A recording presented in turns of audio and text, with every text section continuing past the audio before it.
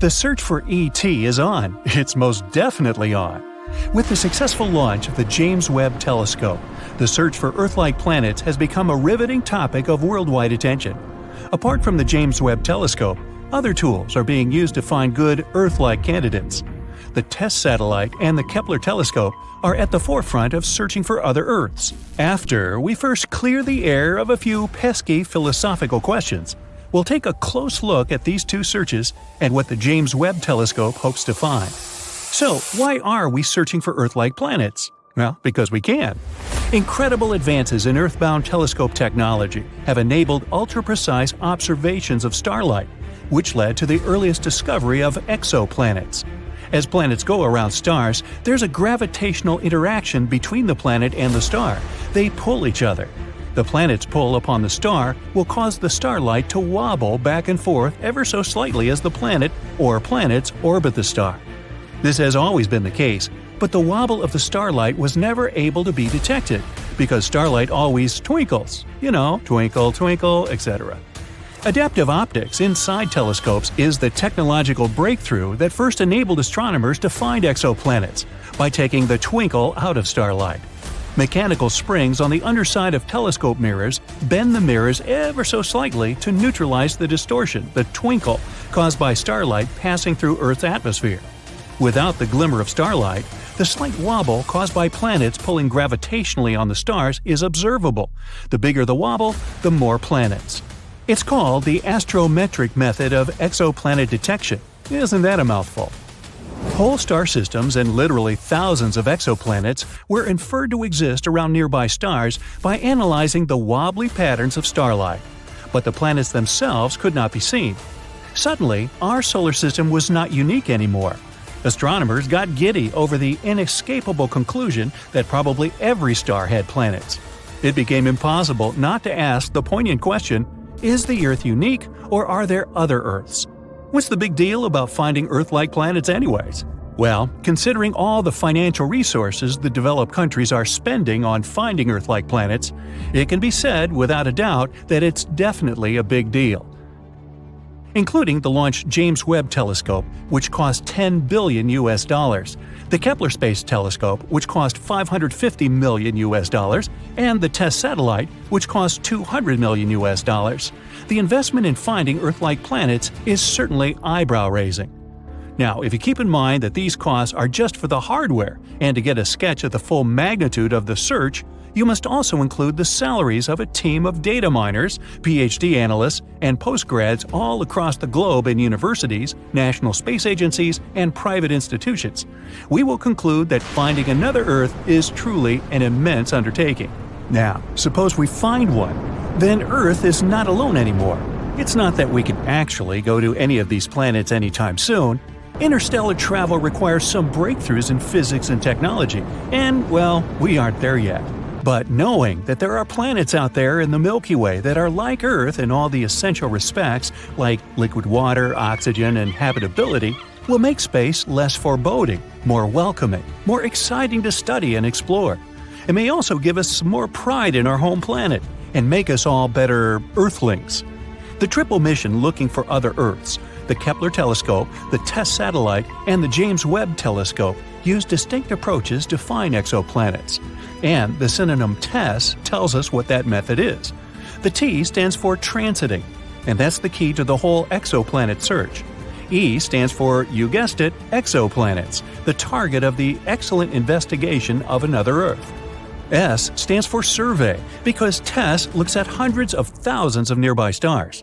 And S stands for satellite, because TESS is orbiting Earth, unlike the James Webb Space Telescope, which will orbit the Sun. When a planet passes in front of a star, that is called a transit. The planet will block some of the light coming from the star. This decrease or dimming of the star can be measured.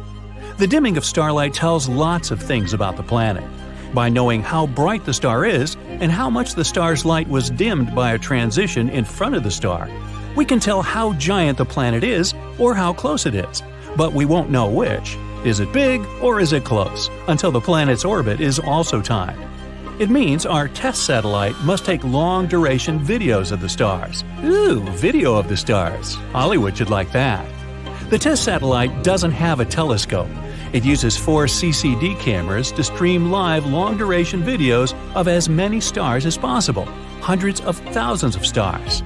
Why so many? Well, because for a transit of a planet to be observed, it must pass directly between the test satellite's cameras and the star. If the planet is not on the exact line-of-sight angle between the star and TESS's cameras, it cannot be seen because it will not cut off any starlights. Planetary transits are rare. For example, Venus passes across Earth's view of the Sun only every couple hundred years, yet TESS's cameras are seeing many planetary transits among the hundreds of thousands of stars it takes streaming long-duration videos of, and you know what that means.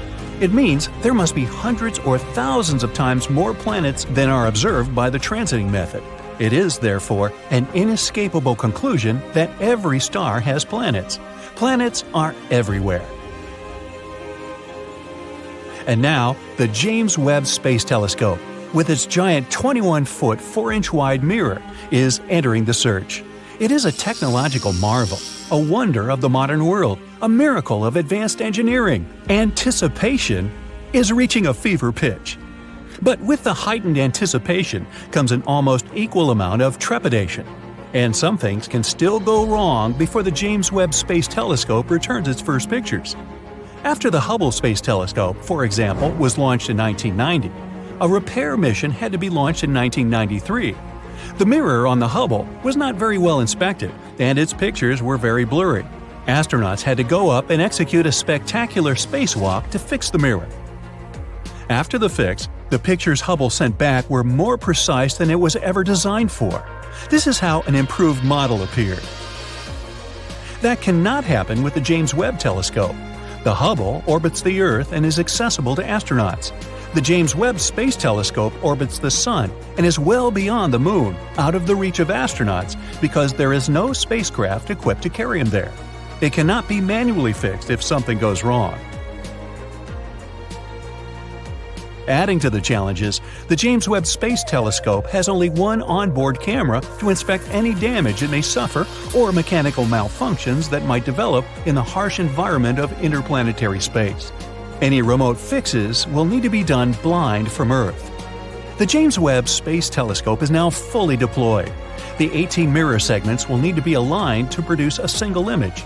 This critically important process will take several months to complete once the telescope is fully deployed. 70 of the first 286 observation assignments of the telescope target exoplanets. Using data from previous exoplanet searches, it will not have to waste time searching for exoplanets.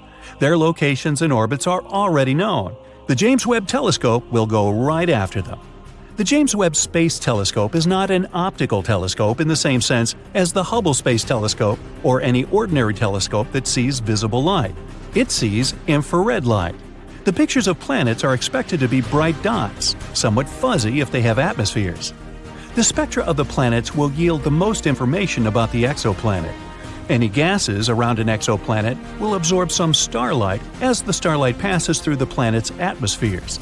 Suppose there is methane in the planet's atmosphere, oxygen, or carbon dioxide, the gases that most indicate life. In that case, the James Webb Telescope will be able to pick them up by spectroscopic analysis. An entire portrait of the exoplanet can be formed from the infrared information, its temperature ranges, atmospheric content, the likelihood of liquid water, and even the probability of life. And that's a big deal. The James Webb Space Telescope has other missions to perform too. It's assigned to examine star formation and planet formation in nebula in the Milky Way. Understanding how solar systems form is part of the search for another Earth. By detecting infrared light, the James Webb Space Telescope will peer to the farthest away galaxies whose visible light gets blocked by dust and gas. These distant galaxies were formed shortly after the Big Bang. Galaxy formation is an essential mission for the James Webb Telescope. These most distant galaxies are accelerating away so fast that the light they emit is stretched below the frequency of the visible spectrum, into the infrared. The Great Telescope can see these previously invisible galaxies. We hope to learn about the mysterious dark energy that is causing the universe to expand at an ever-increasing velocity. Hope is high that the James Webb Space Telescope will significantly expand our knowledge of this amazing universe we all live in. The only life that we are certain about so far in the entire universe is on planet Earth. Whether that life is intelligent is, let's say, arguable. But anyway, it's not surprising that we're tirelessly searching for life on other planets. So far, they've discovered more than 4,000 of them. But what's even cooler? NASA has compiled a new list of 24 planets that aren't just Earth-like, they're better. The conditions on them are so good that they're more comfortable than on our planet. So let's examine some of them. KOI 5715.01. Let's be coy, shall we? This wonderful planet is in the constellation Cygnus. And why is it so wonderful? Well, our Sun is a yellow dwarf. And sorry, Sun, even though you're not bad at supporting life, there are some stars that can do it better. Nothing personal. The planet KOI 5715.01 orbits near an orange dwarf. Orange dwarfs are stars slightly smaller than our Sun and have a little lower luminosity. Did you like the alliteration there? Anyway, don't worry, it doesn't mean we're going to live in complete darkness. In fact, if the planet is found closer to the Sun and it has a thicker atmosphere, it may even be lighter and more colorful than on Earth. Now, our Sun has a very short lifespan. Right now, it has 7 to 8 billion years left to live, a little longer than Earth's age. But orange dwarfs can live from 45 to 70 billion years. This is great not only because we'll be able to hang out on this planet longer, but also because the planets around these stars have more time to form life. Now, ideally, we would need to find a planet next to an orange dwarf that is about 7 billion years old. It's very likely there will be at least some organisms there. KOI 5715.01 is about 5.5 billion years old. Yeah, it may not seem mature enough, but that's okay, neither do I. Our Earth is a billion years younger, and that didn't stop us.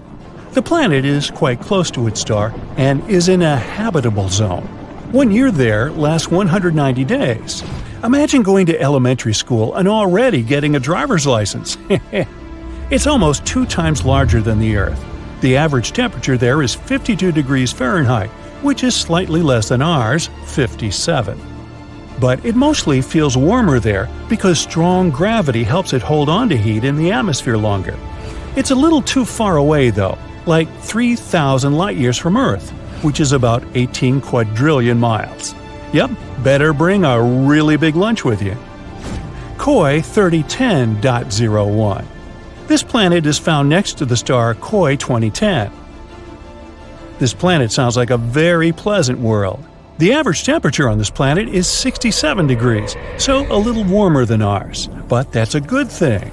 Scientists believe that on a perfect planet, the temperature should be just about 10 degrees hotter than on Earth. The more heat there is on the planet, the more comfortable it is to live there. Also, the higher chances of developing life. The radius of this planet is nearly 1.5 times larger than Earth. There's some atmosphere, although we're not yet sure about its composition, but it's probably like the Earth's. Scientists think that we'll find an ocean there, and it can cover up to 60% of the surface, which is also cool. In a perfect world, water and land should be distributed more evenly than on our planet. A little more land means a little more territory and resources, right? But listen, this planet is actually very similar to the Earth. The semblance is so striking that scientists believe we have an 84% chance to find life there. Of course, not necessarily an intelligent life, but at least some animals. Wouldn't that be cool? Now, what do you think they could look like? Very Earth-like planet, but with stronger gravity.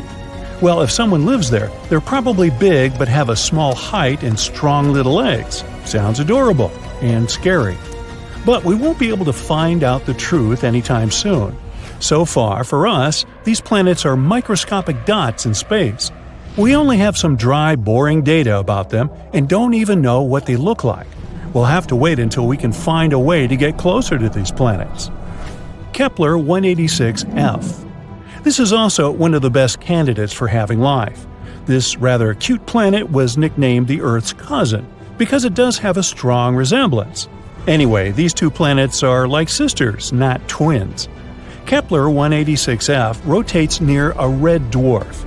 Red dwarfs are stars even dimmer and smaller than orange dwarfs. Yeah, they'll also live for a very, very long time, but their luminosity is also quite low. However, Kepler 186f is closer to its star than we're to our Sun, so it shouldn't be too dark there. Well, at least not night-like dark. The sky on this planet is sure to be an unusual shade of red, like sunsets on Earth. What do you think? Would you like to live on a planet with an eternal sunset? The size of this planet is about the same as Earth. Not bad, not perfect. Why so? Because the coolest planets are those that are bigger than Earth and have stronger gravity. Now you'll probably say, but wouldn't it be harder to walk there and even harder to get out of bed on Monday? Of course. But on the other hand, this planet will pull the atmosphere better. The atmosphere will be thicker and denser. This means more protection from the scary space stuff, more oxygen, and more heat. Not to mention the fact that the bigger planets have more space to settle. Awesome, right? But of course, the Earth's size is also an excellent choice. Another cool fact is that the tilt of Kepler 186f is about the same as ours. It means that there should be stable seasons and a normal day-night cycle. Do you know how important the tilt of the planet is? Let's look at Mars. Mars is also, in fact, found in the habitable zone of our Sun, but its tilt is very unstable, and as a result, the entire ocean that could have been on it once now completely dried up.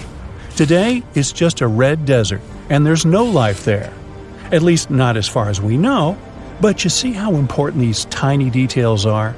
This planet is also quite far away from us, 490 light-years. That's about 3 quadrillion miles. So yeah, we're just going to keep waiting for intergalactic travel. Kepler 62e and 62f. These planets were called the most Earth-like before we discovered Kepler 186f. They're very comparable to our home. Kepler 62e is about 1.5 times larger than Earth, and Kepler 62f is just slightly smaller than that. They're located in the constellation Lyra, which is about 1,200 light-years away from us. They both also orbit a red dwarf. 1 year on Kepler 62e lasts about 122 days, even less than on that first planet we talked about.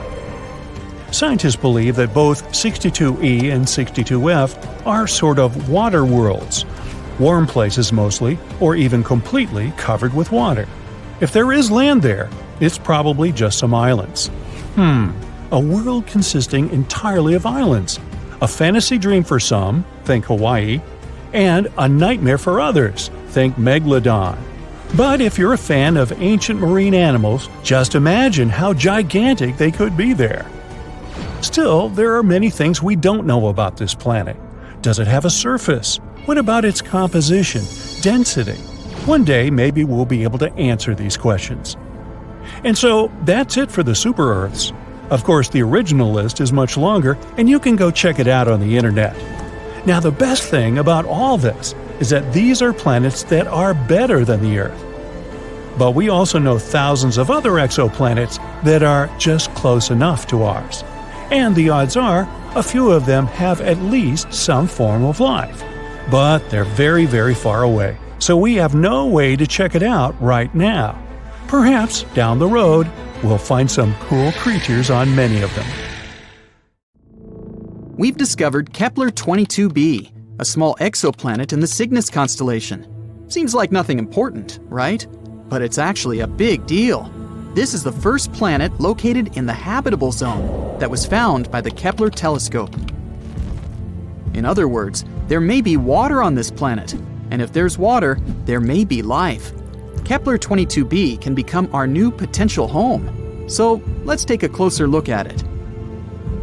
Actually, discovering new planets is not easy at all. Not all of them can be seen through our super cool telescopes, even the almighty Hubble. Sometimes, the stars are so small and dim that it's really hard to find them on a map. The same thing happened with Kepler 22. In such cases, scientists have to use a special method. First, they take a bunch of photos of the star in different periods of time. Then, they look at them and think, are there any dark dots on this star somewhere? And if they find one, that might be a planet. These photos actually help us to discover some very important stuff. Like, first of all, this planet exists. Secondly, here is its size, radius, and proximity to the star. And finally, will we be able to live there? Now we know that Kepler-22b is very similar to our planet and could potentially become a second Earth. It's also very close to us, only 635 light-years away. Yeah, it's about 3 quadrillion miles, but this is one of the closest options. Kepler-22, the star of Kepler-22b, is a yellow dwarf. It's very, very similar to our Sun. The same size, the same radius, even the age is almost the same, 4 billion years. The difference is only in luminosity. It's about 20% dimmer than the Sun.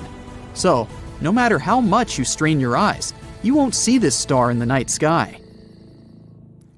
The planet Kepler-22b is about 2.4 times larger than our Earth, and that's pretty good. More radius means more potential water and space to live. Although going from one city to another would take a while. It's scary to even imagine a 3-day-long plane flight. We don't know the exact mass of this planet, but scientists think it's bigger than Earth's. Actually, the mass of Kepler-22b can be up to 36 times greater than that of our planet. What does it mean? Vigorous gravity. If the planet is 36 times heavier than Earth, then gravity there will be about 6 times stronger. Can you barely lift 20 pounds of potatoes? Try 120. Not to mention that you yourself can become much heavier on that planet. You'll have to get incredibly pumped up just to walk there. You have to literally turn yourself into a bodybuilder just to get to work. The worst thing is that with such gravity, it'd be incredibly difficult for plants to survive there. They'd need at least a little freedom to rise up from the ground. And animals. Our dogs and cats would have to turn into little balls of muscle to survive there. But if this planet has its own animals or other inhabitants, we can roughly imagine what they may look like. They probably have a lot of legs to make moving easier. They aren't really tall, but they're very massive and extremely strong. Muscular giant spiders? Could be worse, I guess. The good news is that this is all unconfirmed information. If we're very lucky, and gravity there turns out to be just a bit stronger than Earth's, then, of course, it'll be much easier to live there. The next thing we know about Kepler-22b is that it's about 15% closer to its star than we are to the Sun. If Kepler-22b existed in our solar system, it would be located somewhere between Earth and Venus. Does that mean we're all going to burn? No, silly. As I mentioned before, the star Kepler-22 is pretty cold, just some 10,000 degrees Fahrenheit. And that's why we can assume that the temperatures on Kepler-22b will be about the same as we have on Earth. If the planet orbits its star the same way Earth orbits the Sun, which we don't actually know, Kepler-22b can rotate around its star on its side, like, for example, Uranus. What? Didn't you know Uranus is actually lying on its side? Also, look at its rings. Yes, Uranus also has rings, like Saturn, but they're vertical. The universe is truly a mysterious place. So, if Kepler-22b is really something like that, then the weather on the planet will be, to put it mildly, not very good. Incredibly cold winters will be regularly followed by hot summers.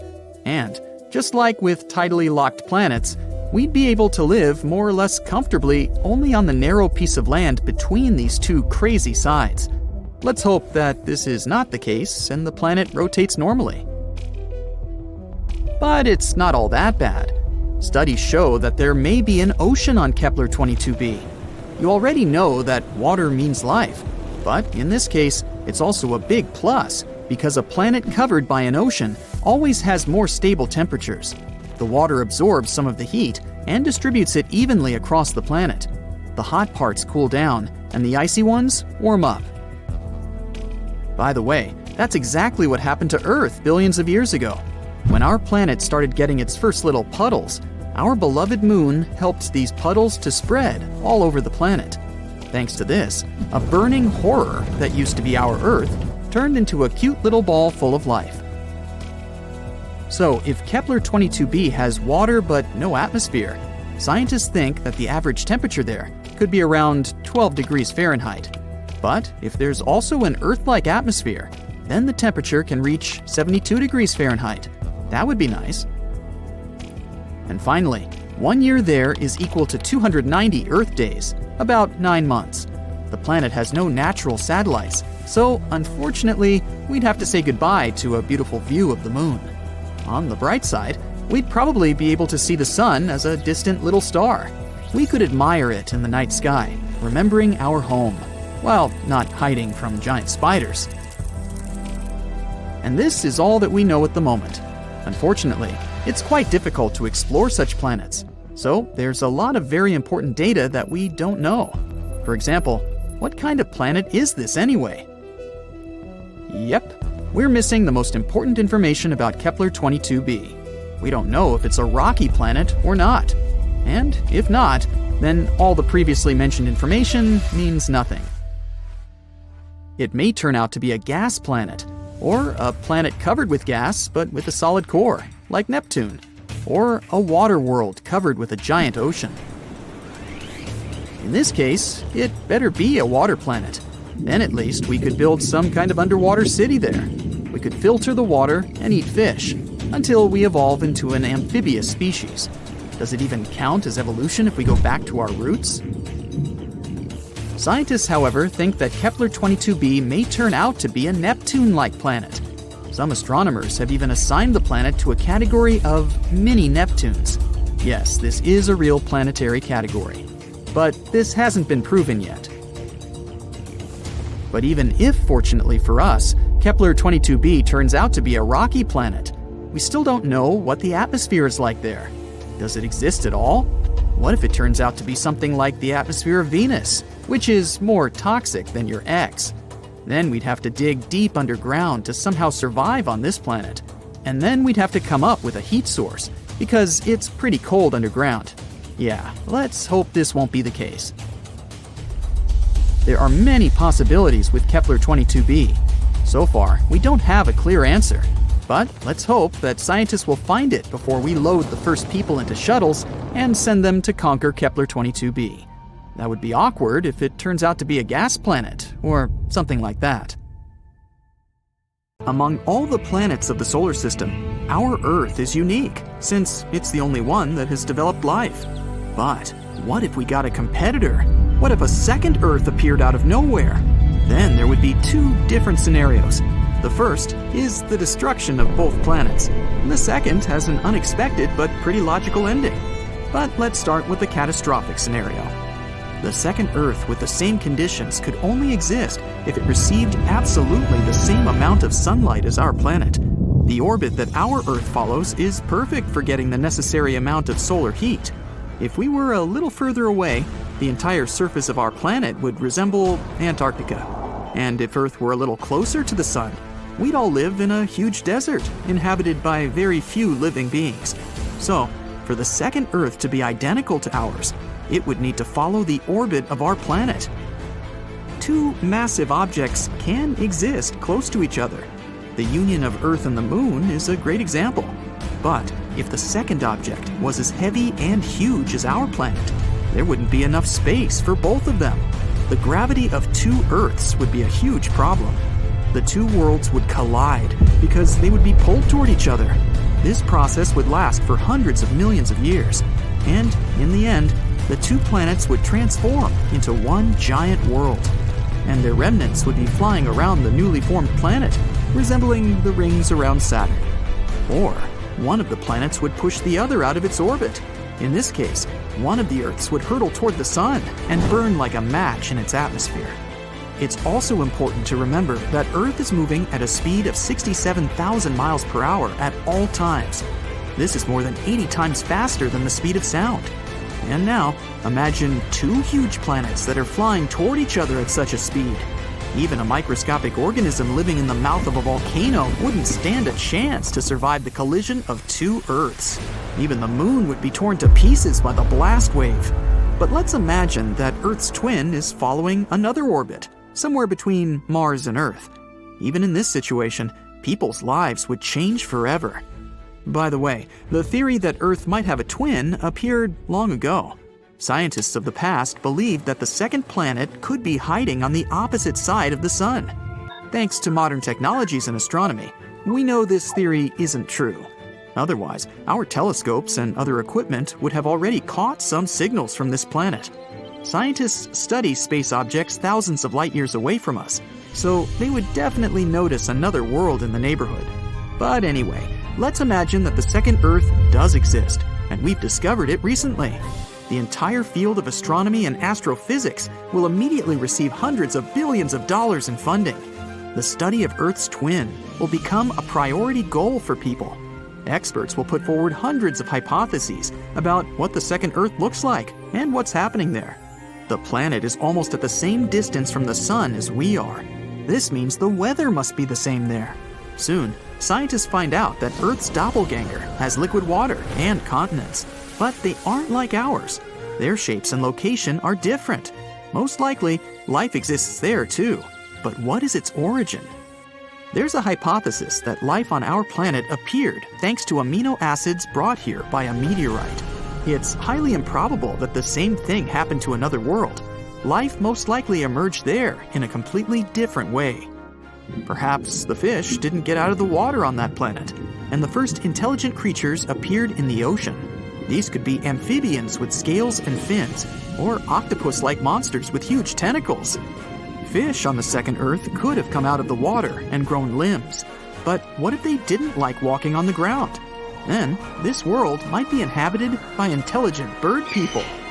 Or, life could have originated deep in the soil. Then evolution would create humanoid moles or highly developed worms. To find out for sure, scientists send a rover there. A similar mission to Mars was a success, so there shouldn't be any problems with this one. People on Earth are waiting. What will the rover find on the other side? It will take several years for the ship to get there. Strangely, 2 days after the launch, it returns. But wait, this is not our space probe. All this time, the inhabitants of the second Earth have been watching our planet too. At one point, they also sent a probe. It's made of the same materials as ours. It has a camera and a recording device. But people are worried because the rover looks similar to a mechanical spider. Can it be that giant tarantulas live in that world? Scientists understand that we need to communicate. We send our guests a radio signal with some information about our civilization. They catch this message and send their own. It contains strange symbols that resemble scratches. Linguists all over the world are trying to decipher it. Meanwhile, astronomers send the guests a recording of human speech. A few days later, our satellites catch a message from our space neighbors with their voices. Scientists are about to play the recording.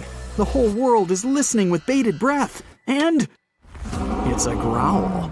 A terrible and absolutely incomprehensible growl. It has pauses and an unusual rhythm, but it's nothing resembling human speech. The whole planet is panicking.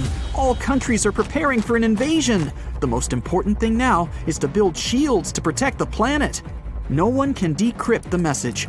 It's possible that our neighbors can't understand us either. People make a last attempt to establish some contact. We send a video to explain to our guests with the help of gestures and signs that we only want peace and collaboration. The answer doesn't take long to wait. Our satellite receives their video file. Scientists play back the recording, and it's shocking! We see dinosaurs in robotic suits! Life on the second Earth has been developing in the same way as on our planet. But the infamous colossal meteorite didn't fall there. Over millions of years of evolution, dinosaurs have become sentient. In the video, they're growling and pointing with their claws at the picture of our Earth. Then they start growling even more loudly, and is it laughter? The recording ends. People consider this the announcement of the invasion. Several years have passed. During this time, scientists have exchanged messages with dinosaurs several times, and it seems we're beginning to understand them. It turns out that the reptiles also want peace. They say that their planet was once inhabited by humanoids similar to humans, but a massive flood wiped them away. Dinosaurs managed to survive and evolve into intelligent beings. It will take many years before people set foot on their planet, and when this happens, humanity will feel relieved, realizing that we're not alone. But what if there was no intelligent life on the second Earth? People would also be happy. We would know that we'd always have another home. Perhaps we'd start exploring Earth's twin right away, or begin mining its resources to replenish ours. In any case, our lives wouldn't change immediately, because that land would be too far away from our planet.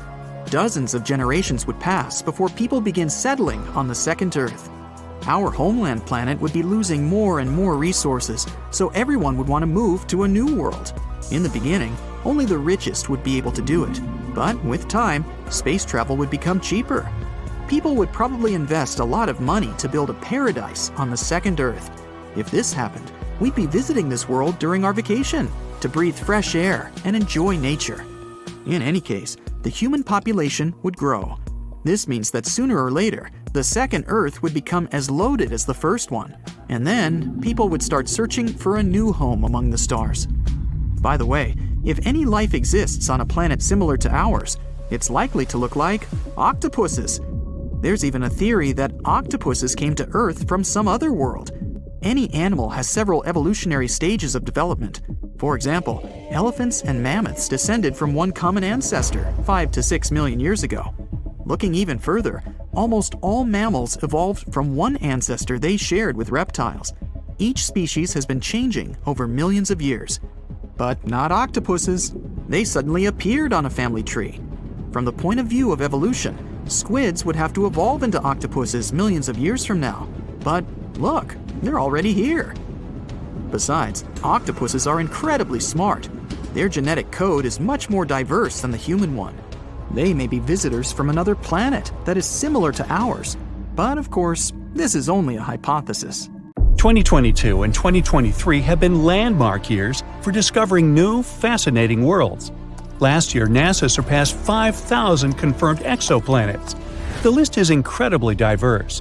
It includes rocky super-Earths, gas giants like Jupiter, ice giants like Neptune, and so on. And this is just the beginning. There might be more than 1 trillion exoplanets in our galaxy alone. But the most important question is, how many of them are habitable, for us? Are there any planets on this list that could have life on them? Or that could be a future home for us? Of course there are. And in 2022-2023, we found as many as 5 of them. So buckle up and hang on for a wild ride beyond our solar system. The first planet on our list is Wolf 1069b, a boring and stodgy designation. So I'll simply nickname it Wolfie, because hey, who's going to stop me, NASA? A new study conducted by 50 starry-eyed astronomers confirmed something awesome. This exoplanet, Wolfie, which is located just 31 light-years away from us, could potentially be a rocky world. In other words, theoretically, it's a habitable planet. The team behind this discovery used a technique called radial velocity to detect the exoplanet. This is a way scientists study the movements of stars and planets. It's as if when you're playing catch with a friend, as they throw the ball to you, you can see it coming closer and closer. It's kind of like radial velocity. When a planet is moving towards us, it makes the star it orbits appear to be coming closer to us. When the planet is moving away from us, it also makes the star look more distant. Scientists can use this information to figure out what the planet is doing and how big it is. And that's how they found Wolfie. This exoplanet is estimated to be the Earth's size and about 1 1/3 times the mass of our planet. It's orbiting a red dwarf star who I'll call Wolfie's mama. But here's the real kicker.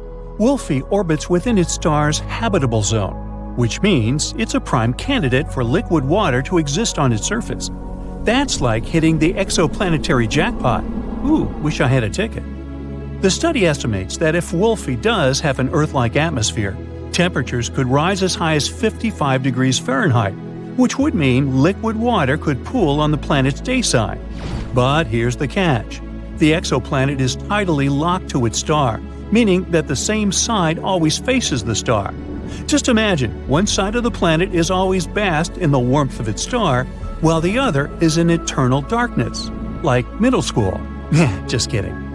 The team behind the discovery believes it's a prime candidate for further studies, but we'll probably have to wait another 10 years for answers. Until then, we'll just have to keep searching the skies with our telescopes and crossed fingers. Our next planet is TOI 700e. What's a good nickname? NASA has just discovered a new planet that's set to take the galaxies by storm, or shall we say by orbit. I'll nickname it Toys Were Us. It's almost the size of Earth, most likely has liquid water on its surface, and it's only 100 light-years away. We're not talking about a road trip, of course, but this is close enough in the grand scheme of things. Toys Were Us is the fourth planet in its system, and it's got a bit of a short orbit, just 28 days to circle its star. Well, at least you would have a birthday every month. Hooray! This time, the discovery was made using the transit method. Planets themselves are incredibly small and hard to detect, but when a planet is in front of its star, it blocks some of the light coming from it, making it look a little bit dimmer. As soon as the planet moves away, the star gets brighter again. So, to find the planet, scientists watch very carefully to see if the star's brightness changes. If it does, that means there's probably a planet playing hide-and-seek with us. And that's how they discovered Toys Were Us. The TESS mission discovered it. It discovered 66 new exoplanets and 2,100 more candidates waiting to be confirmed.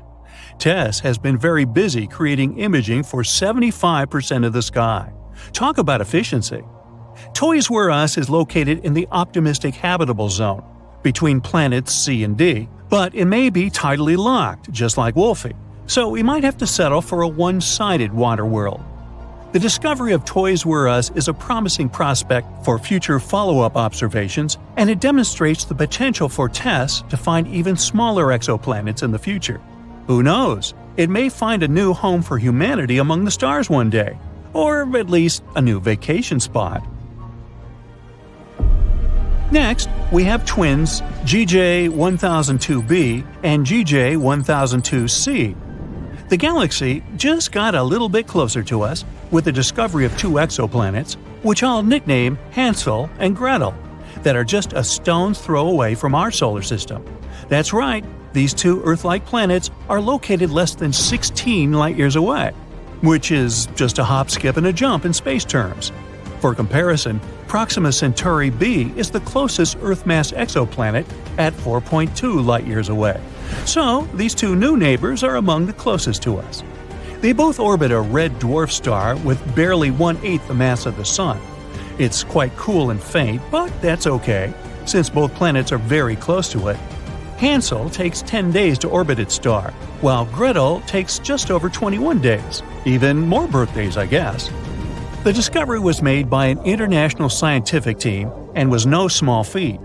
The team had to work together with two instruments, espresso and Carmini's. The result? A cafe latte. Nah. What they got were measurements so accurate, you could practically count the number of craters on the planet's surfaces. The big deal is, the planets are located in the habitable zone of their star and are just the right size, making them excellent candidates for future atmospheric studies. The lead author says, "Nature seems bent on showing us that Earth-like planets are very common. With these two, we now know 7 in planetary systems quite near to the Sun." Who knew our neighbors could be so friendly? In conclusion, the discovery of Hansel and Gretel is a giant leap for humankind. So let's all raise a glass of H2O, or whatever they drink on exoplanets, and celebrate it. The last planet on our list is LP890-9c, which I'll call Bob. This super-Earth, located about 98 light-years away, is roughly 40% larger than our home planet. Moreover, it has a twin, which I'll nickname Ray, which is up to 75% larger than Earth. More space is always good, right? The two planets orbit around the red dwarf star. Unfortunately, Ray is quite hot to the touch, with an estimated temperature of 253 degrees Fahrenheit, so don't touch. Its sibling Bob is located in the habitable zone of its star, making it a prime candidate for the potential of life. But let's remember that the actual temperature of the planets depends on their atmospheres. It's possible that Bob, being the outermost planet, has a runaway greenhouse effect, making it more like Venus than Earth. So it might be too hot to be habitable at all. But let's not lose hope yet. The James Webb Space Telescope, launched in December 2021, is on the case. With its cutting-edge technology and powerful instruments, including spectrographs, it can peer into the atmospheres of exoplanets and reveal which ones might be habitable. So let's see what it discovers. This planet has been listed as the second most favorable habitable zone terrestrial planet. Now it's on the list with 7 other Earth-like planets, all about 40 light-years away from us. Maybe they'll become our new homes in the future. Maybe we should fix the home we have. But until then, enjoy this moment and celebrate all these new discoveries. Who knows how many more planets we'll find in the future, considering how much technology develops each year? Thousands? Millions? Meanwhile, Bob and Ray, Hansel and Gretel, Toys Were Us, Wolfie and her mama will all be out there waiting for us.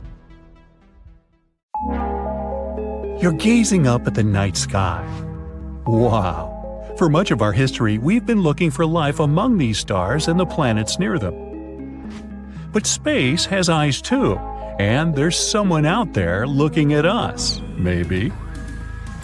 Scientists claim that at least 29 distant planets may be watching us right now.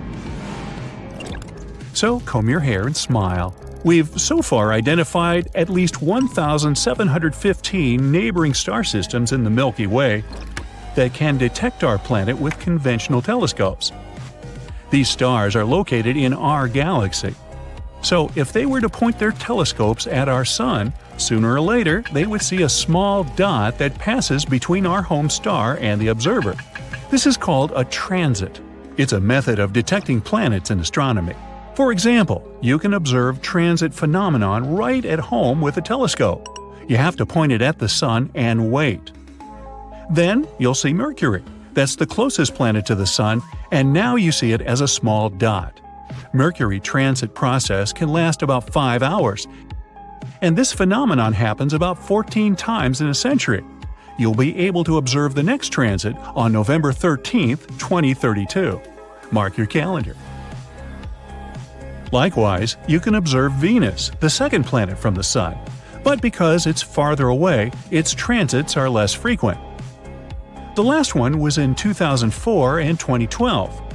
The next pair of transits is expected in 2117 and 2125. Hey, I won't be around then. So these star systems have the opportunity to observe our planet. But long-range telescopes work a little differently. Actually, the observer will not see a black dot with the Sun in the background. The telescope will measure the brightness of our star. When Earth begins its transit between the Sun and the observer, the telescope will record a slight drop in the brightness of the star because our planet is blocking the path of the Sun's rays. Those faraway scientists of extraterrestrial civilizations will be able to calculate this drop in brightness and determine the size of our planet. But not all 1,700-plus star systems may have extraterrestrial life. Scientists have narrowed it down to 29 planets near some of these stars. They're potentially habitable. That means these planets are roughly Earth-like in size and within the habitable zone of their host star. That means they're not too close to the star, so it's not too hot for potential life. The water doesn't evaporate there like in a boiling pot. And they're not too far away, so it's not too cold and the water doesn't freeze into thick sheets of ice. And since water is the basis of life, we can assume that civilization might exist there. Theoretically, these planets could have seen Earth transits in the last 5,000 years. So, while we were building the pyramids of Giza or Stonehenge, an extraterrestrial civilization may have been watching us. One of these planets is only 11 light-years from our home. Near the Ross 128 star, a red dwarf in the constellation Virgo. There's an exoplanet about twice the size of Earth and right in the habitable zone of its host star.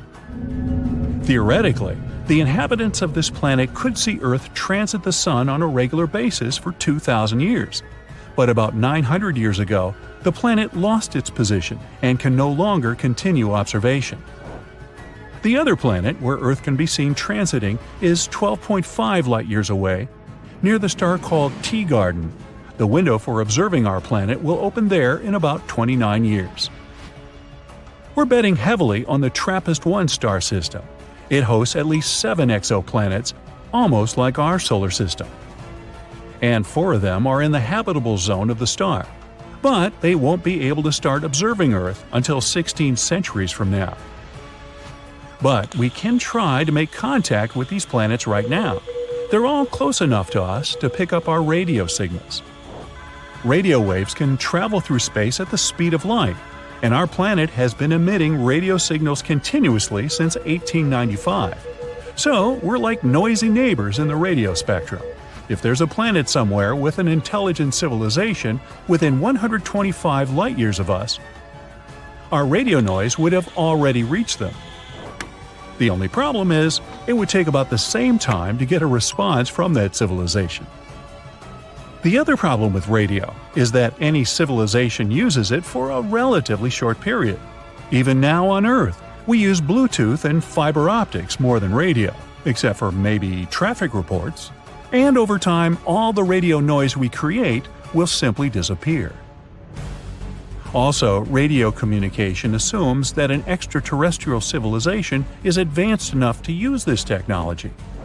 But who knows? Maybe there are life forms in space that are really different from ours.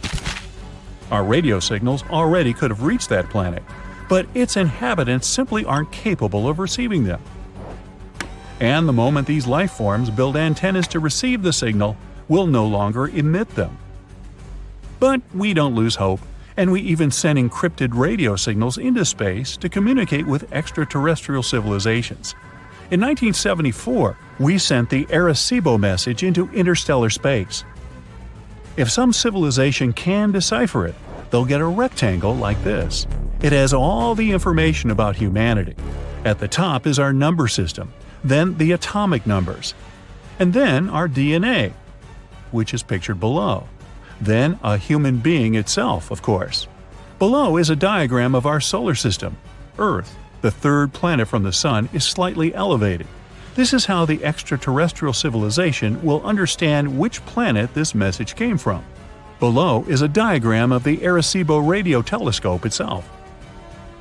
Another option how to deliver a message to a distant planet is to literally send a mail delivery there. It could be a space probe. And we've already done that. These are Voyagers 1 and 2. They were launched in 1977 and are still operational. In 2012, Voyager 1 became the first ever human-made object in interstellar space.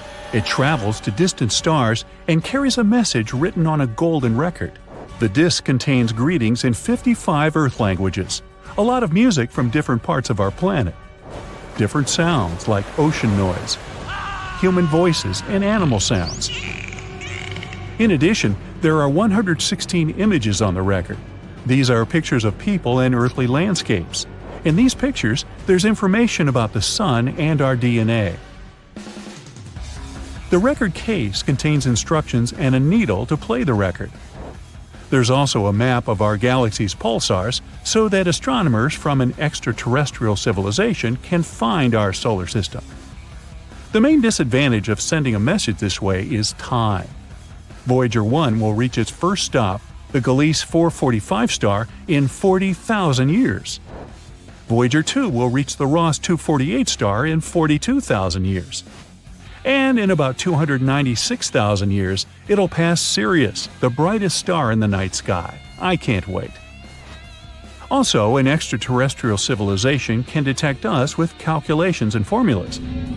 All it takes is a little observation of the Sun. In star systems with planets, the host star doesn't stand still. It rotates around a small orbit. This is because the heavy star attracts the planet, but the planet also has its own gravity and resists. This shifts the star a little and causes it to orbit around. An extraterrestrial civilization can calculate this shift of the sun and determine the mass of the planets near the star. Using such a method, astronomers were able to find 548 exoplanets. Now suppose we made contact with an extraterrestrial civilization near the closest star, Proxima Centauri. There's indeed an exoplanet there, but radiation from the host star would destroy any life forms. But imagine we still got a return signal. It would be the slowest chat in history, because our message would take 4.2 years to reach the planet, and we'd have to wait another 4.2 years to get a response. And so we arranged to meet. This civilization doesn't know how to fly into space. So we have to take the first step. Although Proxima Centauri is the closest star to our solar system, it takes about 73,000 years to travel there by conventional rocket. So we have to learn to travel at the speed of light. But even then, it would take 4.2 years to travel there. Imagine if we found extraterrestrial life on the other side of the Milky Way. Our galaxy is 100,000 light-years wide. So the journey from edge to edge would take 100 millennia. So, we either have to cheat the laws of physics or transfer all of human civilization to a giant spaceship that will travel from star to star for thousands of years. And when it launches from Earth, only the great and many more greats of the first crew will be able to see another star system from the spaceship portal. Hey, can you move your head? I'm trying to see out the window. We've been focusing on trying to find life on Mars so much, while there's this gem waiting to be explored. This planet is the 6th farthest from the Sun and the 2nd largest in the solar system. You'll find it right behind Jupiter. I'm talking about Saturn, or as they sometimes call it, the jewel of the solar system. It's so different from our planet. First of all, you wouldn't be able to stand there. While Earth consists of rock and other tough stuff, this planet is like a giant ball, mostly made of gases. If you found a swimming pool huge enough to fit Saturn, you could see the planet floating in the water. No wonder, Saturn is the least dense planet in the solar system. It also contains a lot of helium. You know, the gas you put in balloons to make them hover in the air. Saturn is a very windy planet. Winds there are more than 4 times stronger than the ones we have on Earth. A day over there lasts 10 hours and 14 minutes because Saturn spins on its axis pretty fast. But the planet takes its time while going around the Sun. A year there equals 29 Earth years. Saturn's radius is more than 36,000 miles. It means the gas giant is 9 times wider than our planet. If Earth was the size of a nickel, Saturn would be as big as a volleyball. Even though some of our planets in our solar system also have rings, Saturn's are the most spectacular ones. You can even see its rings from Earth. And no, you don't have to be a scientist with insanely expensive equipment. All you need is a small telescope. Saturn's rings are not firm. They are made of pieces of dust, rock, and ice. Some of them are as small as grains of sand, and some as big as a house or even a mountain. These are actually bits of asteroids, comets, and shattered moons that fell apart before reaching Saturn. They could be torn into pieces by the planet's powerful gravitational pull. Saturn has over 50 moons, and recently, scientists have discovered some unusual hydrothermal activity on one of them. Enceladus is Saturn's 6th biggest moon. It has 4 tiger stripes close to one of its poles. Researchers have found that there is an ocean underneath these stripes. Water and ice erupt from that area, so now we can't but wonder, maybe there's life out there. In the oceans on Earth, some forms of life gather around similar hydrothermal vents. They feed on the chemicals there, same as plants on the surface do with sunlight. And not only that, some of the oldest microbial life on our planet feed on the same energy as the one produced beneath the ocean's surface on Enceladus. It could potentially mean there's life developing there right now. Of course, it takes millions and millions of years for even the simplest organisms to appear. But hopefully, scientists will need less time to find more complex forms of life. There are millions of exoplanets out there in space, and scientists have been searching for those that could be potentially habitable. Exoplanets are planets orbiting a star outside of our solar system. Dwarf stars are similar, less luminous than the Sun. They sometimes live for more than 10 billion years. That's enough time for a living organism to develop and evolve into a more complex form. life might appear on the planets orbiting such dwarf stars, or, like with Saturn, on one of their moons. And here it is, Gliese 876b, that orbits the red dwarf star Gliese 876. This planet is mostly a mystery, but scientists assume this is a gas giant that has no solid surface. They believe its atmosphere doesn't have clouds, but there might be water in its liquid form on the planet's surface. Teegarden's B orbits a red dwarf that's around 12 light-years away from our solar system. The planet's mass is just a bit higher than that of Earth. Scientists think it may have a rocky surface. The planet needs around 5 days to complete its orbit. It means that 1 year on Teegarden's B is actually shorter than 1 week on Earth. Somewhere far, far away, there's another potentially habitable planet named Kepler 1638b. Okay, to be more precise, it's 3,000 light-years away from Earth in the constellation Cygnus. This planet is 4 times as heavy as Earth and twice as wide. It needs almost 260 days to complete 1 orbit around its star. The gravity on this planet is stronger than that on Earth. It wouldn't be an easy feat to jump on its surface. One more Kepler coming along. This time, it's Kepler 62e, a planet that's more than 1.5 times the size of Earth. Scientists believe this one has a warm, humid, and hospitable atmosphere with cloudy skies. There are 1,200 light-years between Earth and this planet. Kepler 62e needs 122 days to orbit its red dwarf star. Its neighbor, Kepler 62f, is another potentially habitable zone. It's a world around 40% bigger than Earth. Scientists think this planet might be covered in water. The oceans on our planet are full of interesting creatures and organisms of all sizes, so the chances are this planet also hides some intriguing living beings, or at least it has the potential to develop life. When we say habitable, it doesn't mean life definitely exists there. It just means there are conditions for some forms of life to develop. LHS 1140b is a planet located in one of the potentially habitable zones. Unlike its gas companions, it's solid and quite rocky. The planet's radius is 60% larger than that of Earth, and its mass is 7 times bigger. It's one of the densest planets found out there. Since the planet has a big mass, an atmosphere there must be rather thick. Plus, gravity on its surface is much stronger than here on Earth. That's why you would likely have problems just standing on that planet. Hello and greetings from TRAPPIST-1, an ultra-cool dwarf in the constellation Aquarius. It's around 39 light-years away from us. 7 Earth-sized rocky planets are orbiting in the star's habitable zone. All of them can potentially have some water on their surfaces. The temperature on these planets is more or less similar to that on Earth. On the Moon, gravity is only 16% of what we have on our home planet. That's why the astronauts could hardly control their movements when they visited our natural satellite. But when it comes to the gravity on TRAPPIST-1 planets, you would probably feel good and comfortable there. And Kepler, once again. This time it's Kepler 452b. It's a rocky planet 60% larger than Earth. Its parent star is similar to our Sun. This planet has actually spent around 6 billion years in the habitable zone, while Earth has been there for a mere 4.5 billion years. This planet needs 385 days to orbit Kepler 452. This star is around 20% brighter than our Sun, but has the same temperature. The whole system is very far from our little oasis. It would take you 28 million years to get there. And now, how about KOI 7711.01? It's another intriguing world 1,700 light-years away from us. This planet is only 30% bigger than Earth. It gets almost the same amount of heat as we receive from our Sun. Sometime in the future, people might start colonizing the galaxy. They would be looking for new planets to live on. Then we'd certainly have to make really long trips, and maybe one day we'd reach Proxima Centauri.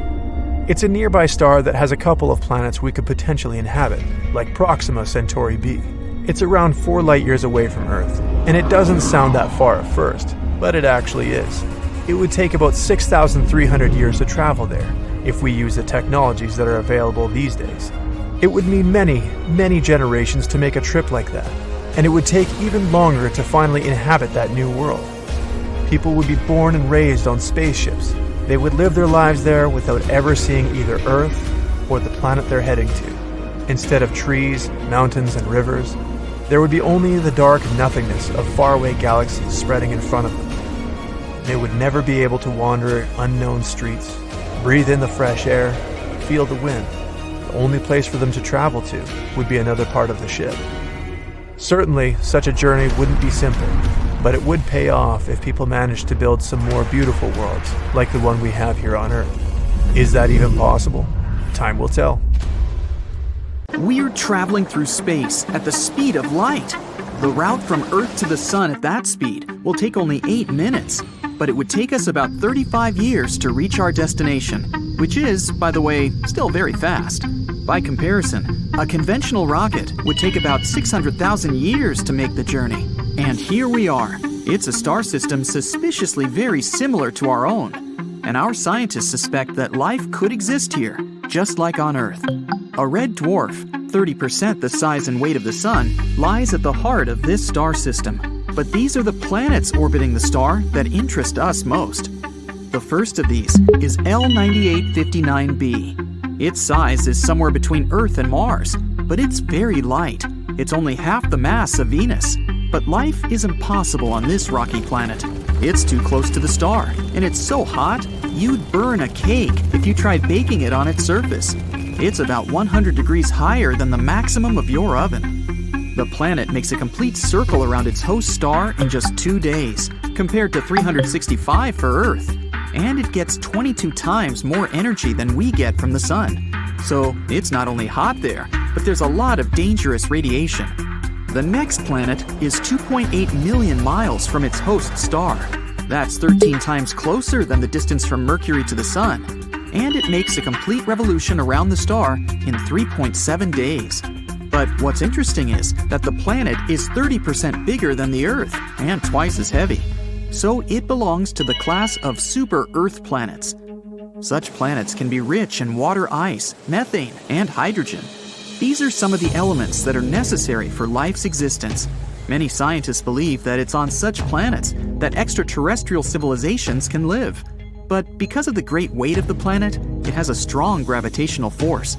So these civilizations may not be able to fly into space because it's harder for them to get out of the gravitational trap of a super-Earth planet. However, life isn't possible here because the planet is still too close to the host star. And just like in our solar system, the 2 nearest planets are too hot. But the third planet looks more promising. L9859d. It's almost twice as heavy as the Earth and 50% bigger. Scientists have calculated that about a third of its mass could be water. For comparison, the mass of all water on Earth is only 0.02%. The presence of water is the main condition for the emergence of life. But we can only guess where the water might be. It could be on the surface, but high temperatures can turn large oceans into giant clouds of steam. But water can also be contained in the groundwater below the surface. Well, we can't know that for sure yet. Let's move on to the next planet in the star system. This newly discovered planet is of the super-Venus class, L9859e. It's a rocky planet 3 times the size of Earth. The super-Venus class means that the planet is heavy enough to have an atmosphere, but the conditions there are more like a greenhouse. Different gases fill the atmosphere there.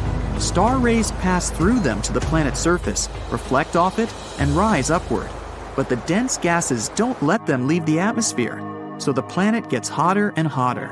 This is the greenhouse effect that we try so hard to avoid on Earth. On top of that, the stellar wind carries water vapor and other elements from the upper layers of the atmosphere into outer space. Life cannot exist on such a planet, nor could it ever originate, just like on Earth's twin sister, Venus. So far, all the planets we've looked at are outside the habitable zone of the host star. That's the sweet spot at a perfect distance from the star. Not too close so that the planet isn't too hot and the water there doesn't evaporate instantly. And not too far away so that the planet doesn't look like a cold desert. And planets B, C, D, and E are too close to the host star. But there's another hypothetical planet F in this star system, located right in this sweet spot. This super-Earth candidate is 2.5 times heavier than our home planet. So we have hopes that it's a rocky world, just like the other planets in this star system. The weight of planet F is enough to have a dense atmosphere, and the temperature on its surface should be suitable for water to exist there in liquid form. The planet makes a complete circle around its host star in 23 days, which literally means it's New Year every 3 weeks. It isn't very likely, though, that there's a civilization there that celebrates it. Indeed, the very existence of this planet is very doubtful because we still have no direct evidence. All the other planets have been discovered by the transit method. That's when we point our telescopes directly at a star and watch its brightness change. When there's a slight drop in the star's brightness, that's when a planet has passed between us and the star, like this dot. We have a short period of time while the planet is in the background of the star to determine its size and speed. Sometimes we can observe such transits of Mercury and Venus on the solar disk. And there are at least 29 potentially habitable planets out there in distant space that can observe Earth in the same way. About 1,715 stars within a few hundred light years are perfectly located for it. Each star has planets around it, but only 29 of them are in the habitable zone. So there really could be life and an intelligent extraterrestrial civilization out there. If so, they could point their telescopes toward the sun and see a small dot pass across the solar disk. And they could have been making these observations for at least the last 5,000 years. So they could see how our civilization was born and how we evolved. Moreover, these planets are close enough to pick up our radio signals and even television broadcasts. But it works both ways. Radio signals travel through space at the speed of light. We mastered this technology about 100 years ago.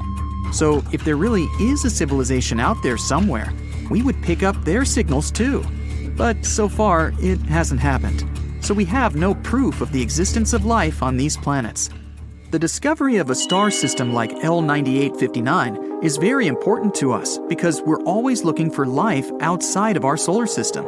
And super Earth-class planets are even better suited for the origin of life than planet Earth itself. Such planets are sometimes called super-habitable. So some scientists think that Earth is a good place for life, but not the best.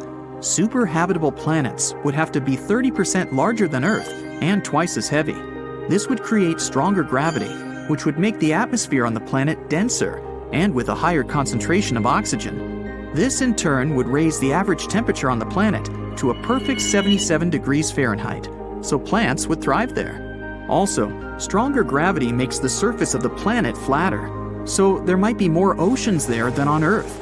This would make aquatic life much more diverse. The host star also plays a very important role. It should be smaller than the Sun. The bigger the star, the more of its fuel it burns. This means that the lifespan of such stars is much shorter. For example, the lifespan of the Sun is about 10 billion years, but a red dwarf can live up to 30 billion years. More time, more opportunity for the birth of life and evolution. So far, scientists have discovered 24 superabundant planets, but that still doesn't mean that there is life there for real. But some scientists believe that there are already at least 36 advanced civilizations in our galaxy, besides Earth. They've searched for similar worlds on the star map. First, we find stars that look like the Sun among about 100 billion stars throughout the galaxy. Now we choose from them those that are rich in iron. Such stars burn at the perfect temperature and help the planets around them gain an iron core and become Earth-like. Now let's pick relatively young stars from this pile, because when they get older, they expand and either absorb the planets around them or burn them up. One last thing, let's find planets in this pile that are in the habitable zone of the star. And voila! 36 worlds may be inhabited by some unknown civilization. But we won't know for sure until we get in touch with them. It's been there for over 3 billion years, but now some of the Earth's oldest crust is falling apart. Today, our continents seem stuck in place, but over a long time, they've moved and shifted around a lot. It's all thanks to tectonic activity, which makes part of Earth's surface slowly slide around like pieces of a giant puzzle. Some of the most stable parts of these puzzle pieces are called cratons. Cratons are super old and strong sections of rock that form the roots of continents and keep them together. The North American craton is one of them. It makes up a big part of the United States, about half of Canada, and most of Greenland. Scientists have singled out about 35 of these big ancient cratons around the world. They mostly stayed in the same place for hundreds of millions of years because of how strong they are. But in 2014, they discovered that cratons might not be as indestructible as they thought. Some cratons had lost parts of their strong roots because of certain geologic processes and became thinner. It looks like cratons could become less stable if they go through more tectonic changes. In 2024, scientists at China University of Geosciences analyzed an ancient landmass called the North China Craton, or NCC for short. They wanted to learn more about how some of Earth's oldest rock regions can break apart. This process of cratons disintegrating is called decratonization.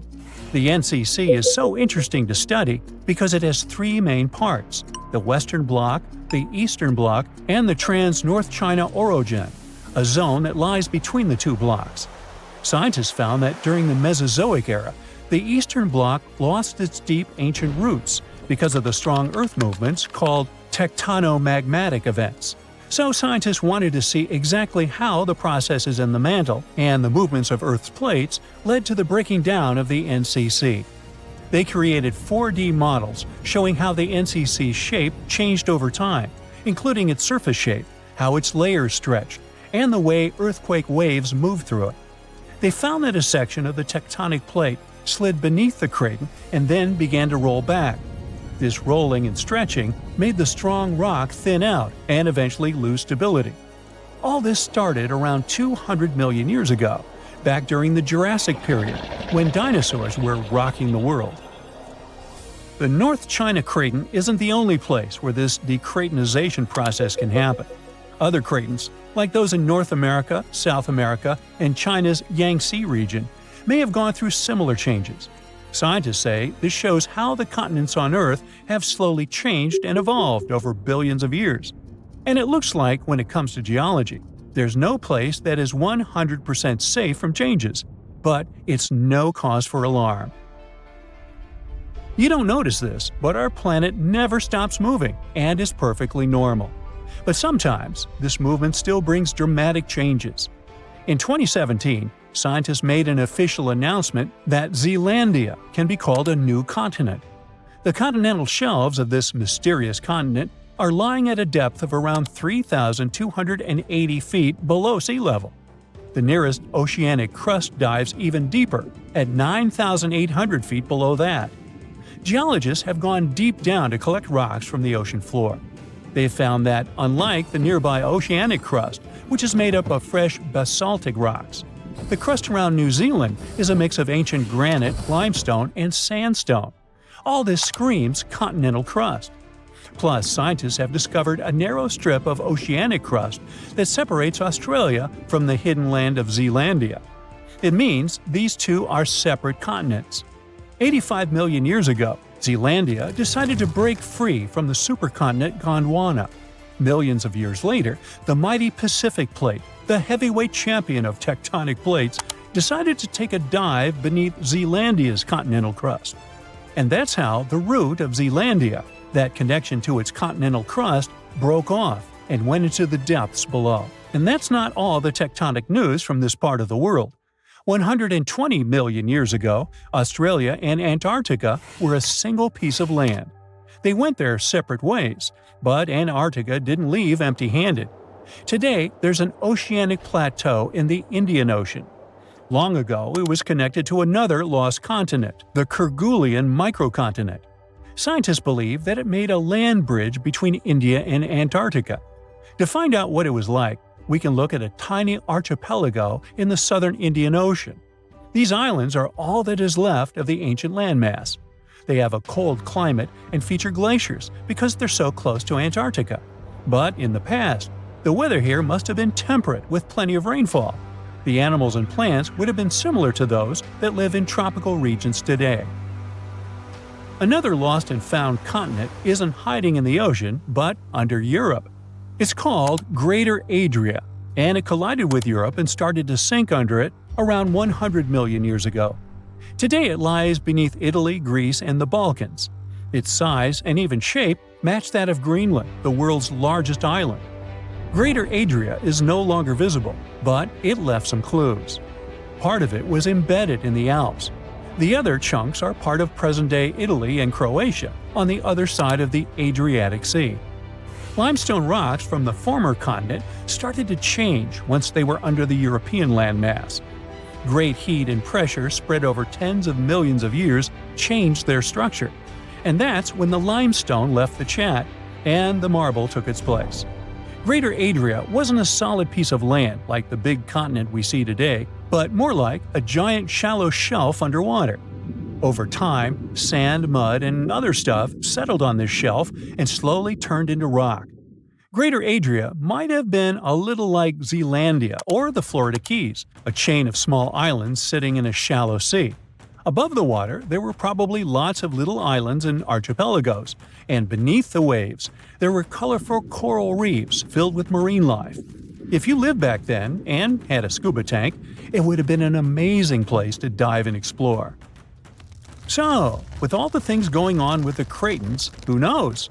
We could see a new continent in the future. Plus, studying the Earth's crust even deeper can change history as we know it. Scientists in Copenhagen have made an amazing discovery about the real birthplace of Scandinavia, and it's not where we thought. After studying sand and rock from remote parts of Finland, they found out that Scandinavia's roots actually came from Greenland over 3.75 billion years ago. This means the area where Nordic countries are now is 250 million years older than the scientists had previously believed. And we now know, thanks to the tiny crystals called zircons found in Finnish river sands.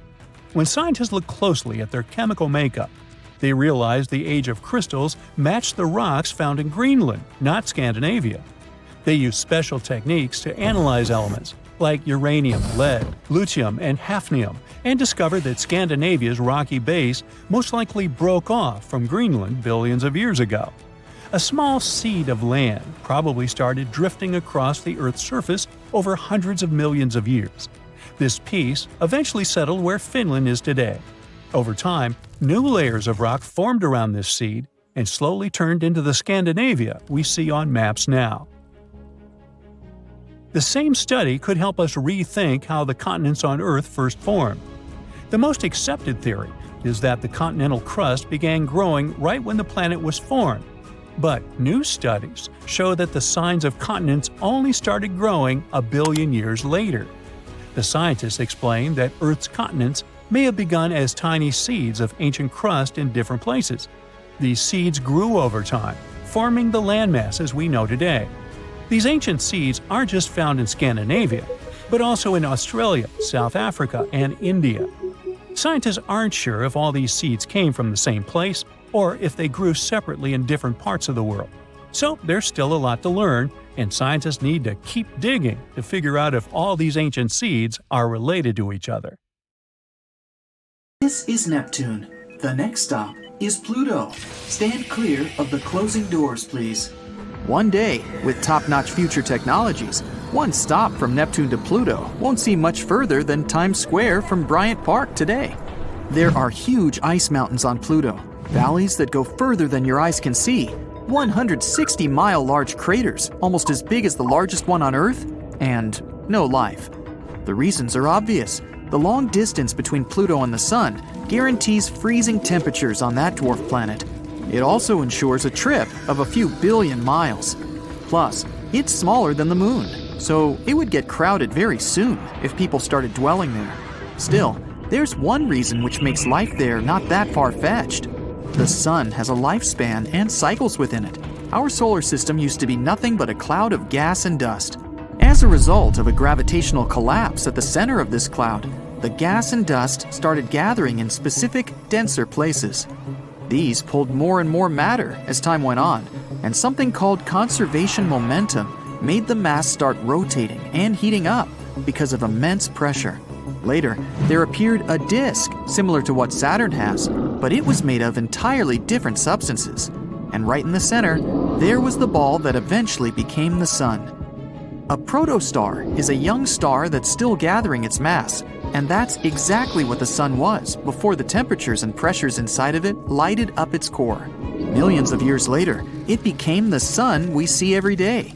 But it won't stay this way forever. It will heat up even more and eventually get bigger and denser, turning into a red giant. It may one day get big enough to swallow up Venus and Mercury. Chances are, it might swallow even planet Earth. Even if it doesn't devour our planet, the sun might get close enough to touch us. Well, if this happened, life on Earth wouldn't be possible. But then, in just a few minutes, the sun loses about 40% of its mass and shrinks about 10 times what it used to be. It's not as bright, and indeed, not as hot as it used to be. By this moment, Earth will have already been deserted. People might want to start traveling around space or settle down on another planet where life is sustainable, like the exoplanet Kepler-62f, which, by the way, is even bigger than Earth. While all of this was happening, Pluto was changing. Before, every resource was frozen inside of the dwarf planet. Water, gases like methane, carbon monoxide, you name it. But as the sun was reaching its peak luminosity, Pluto was slowly warming up and losing a lot of what it had to the vastness of space. At the same time, an atmosphere formed up. If the atmosphere gets thick enough, it would create favorable life conditions. Then, instead of spaceships, a tiny percentage of us would be able to set up colonies on the dwarf planet. The temperature is comfortable there, almost t-shirt weather. It even resembles Earth a tiny bit. Canyons filled with water, beautiful endless fields with trees, and lots of space to run around, and mineral water pockets on the ground, good enough to drink. Pluto's rotations are different than Earth's. An Earth day is 24 hours, and sometimes it still feels like it never ends. But on Pluto, a whole rotation around the sun takes 153 hours, because it's pretty far away from the sun. After several hours without sleep, we get tired and our eyes get red. It means we'd have to take several naps throughout the day on Pluto. A year on Pluto equals 248 Earth years. Unless we come up with some sort of technology to get us to live that long, our entire lifespan would be less than half a year on the dwarf planet. So, houses on Pluto might need to be equipped with cryo chambers. Whenever you feel like dreaming for a long time, you jump in it and wake up 50 Pluto days later. On the dwarf planet, there are also seas and beaches. So it's just like a tiny Earth, far away from the actual Earth. The food on Pluto could be tastier. We might find a way to make the ingredients more savory and even try to grow them faster during the trip. You plant a carrot, and 2 days later, it's ready to be in your salad. There could also be new ingredients for our salads on Pluto. Maybe 2-meter-tall mushrooms we've never seen before. The animals we would take with us on the trip would get released into their new home forever. And with time, they would evolve and adapt to their new environments. The law of the jungle could change a bit too. Lions might not be kings anymore. Deer are. Their antlers are twice the size of what they used to be. But to be fair, so are the deer. Most of the animals that were already here used to live underwater.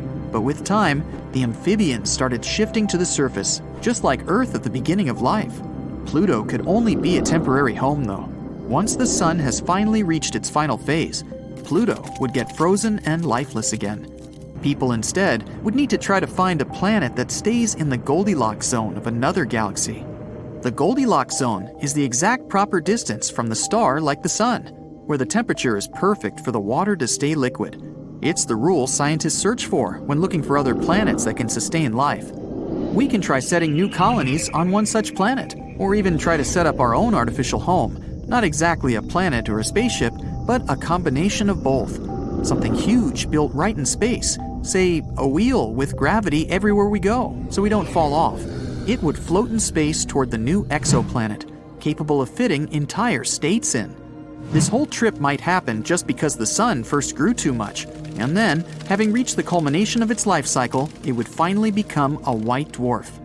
It's going to be a pretty long journey, and entire generations will be born here. You'll have a choice. Sleep your way through the journey until humans finally reach their new exoplanet, or enjoy the trip in this fantastic spaceship.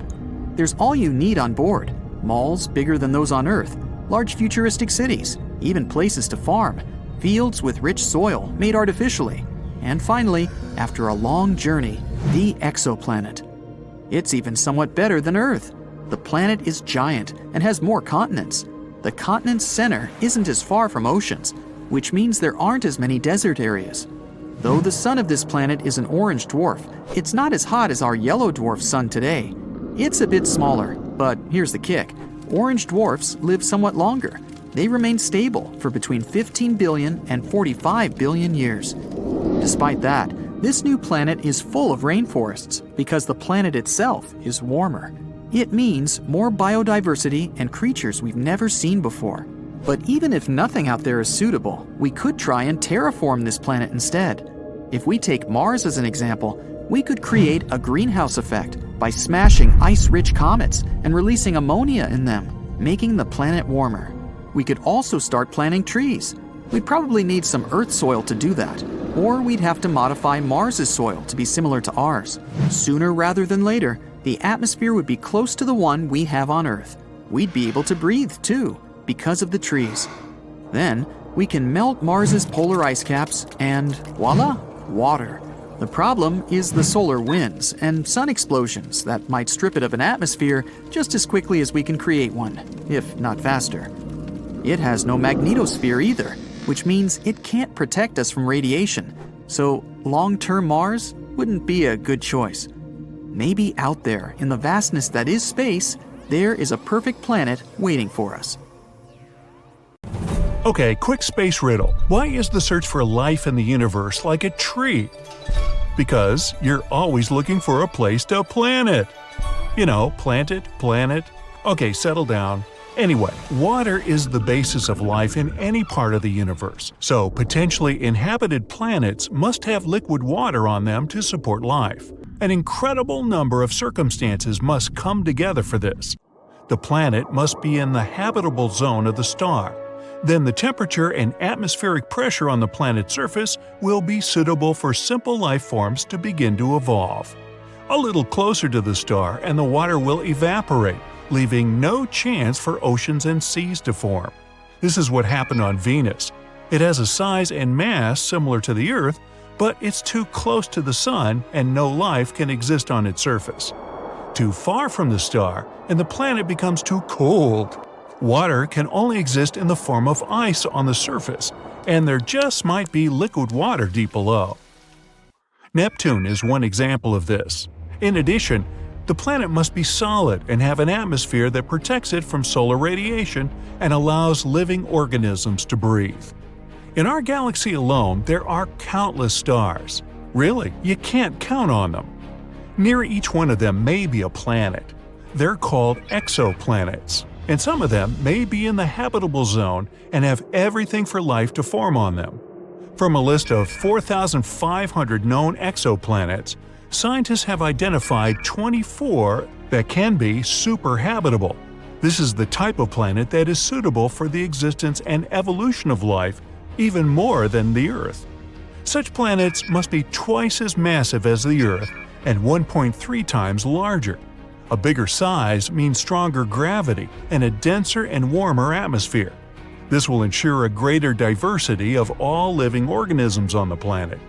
In addition, we should pay attention to the host star around which the superhabitable planets will orbit, and there should be a McDonald's nearby. Ideally, it should be smaller than the Sun and have a lifespan of at least 15 to 30 billion years. For comparison, the lifespan of the Sun is under 10 billion years, and it took about 4 billion for complex life forms to appear here. Stars such as the Sun can simply run out of fuel before life can develop on its exoplanet. Scientists suggest focusing on dwarf stars. They're smaller and less luminous than the Sun, but their lifespan can be between 20 and 70 billion years. This will give living organisms enough time to develop and evolve. Climatic conditions on superhabitable planets will also be different.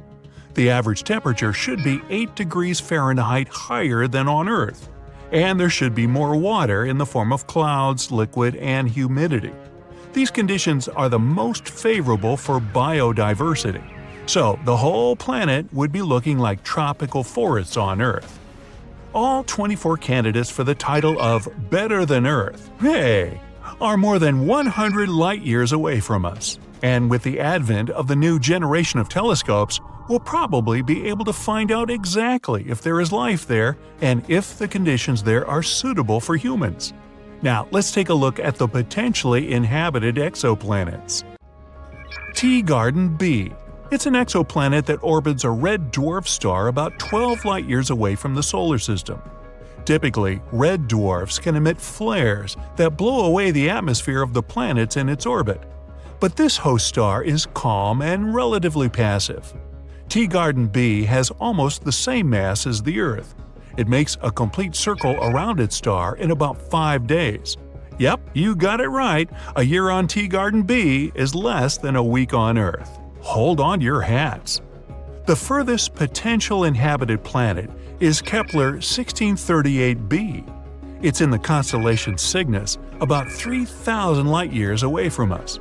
It belongs to the Super-Earth class, is twice as wide and 4 times as heavy as our home planet. The gravity on it will feel much stronger. Even a normal jump will be much harder for you than on Earth. Although, if this planet is really inhabited, local life is used to such conditions. LHS 1140b. This planet is very rocky and solid. Although its size is only 40% larger than the Earth, it's 7 times as massive. It has a strong gravity of 3.25 Gs. For comparison, when you take off on an airplane, you experience an overload of about 1.5 Gs. So on this planet, you'd barely be able to stand on your feet. Because of its large mass, this planet has a thicker atmosphere, and because of the greenhouse effect, its temperature can be above 19 degrees Fahrenheit, and it rotates around its star quite quickly. It makes a full circle in just 24 days.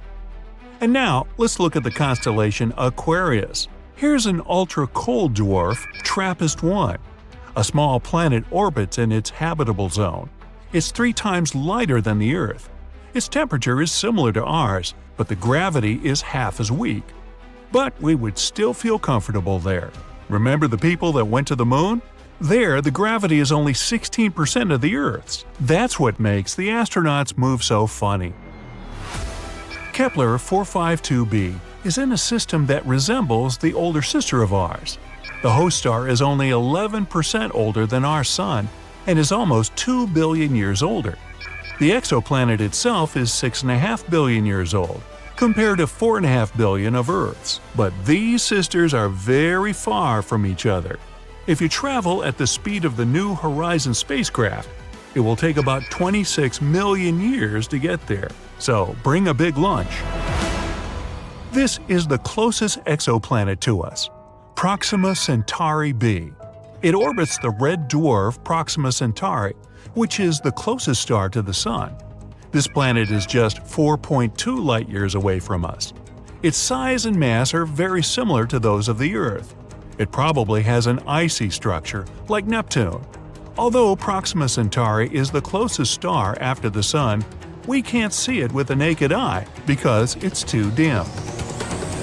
So, all these planets, including the 24 that scientists have recently found, are in the habitable zone of their host stars. And, in theory, we can colonize them and make them suitable for human life in the future. But here we'll have to solve one big problem. Even the nearest exoplanet is too far away for us today. Our modern rockets can fly at 5 times the speed of sound, and even at such speeds, it will take us more than 100,000 years to get to Proxima Centauri on one of them. Well, we need to come up with something a bit faster to travel to a new home on one of these exoplanets. And perhaps scientists already have the answer. Warp drive. Ooh.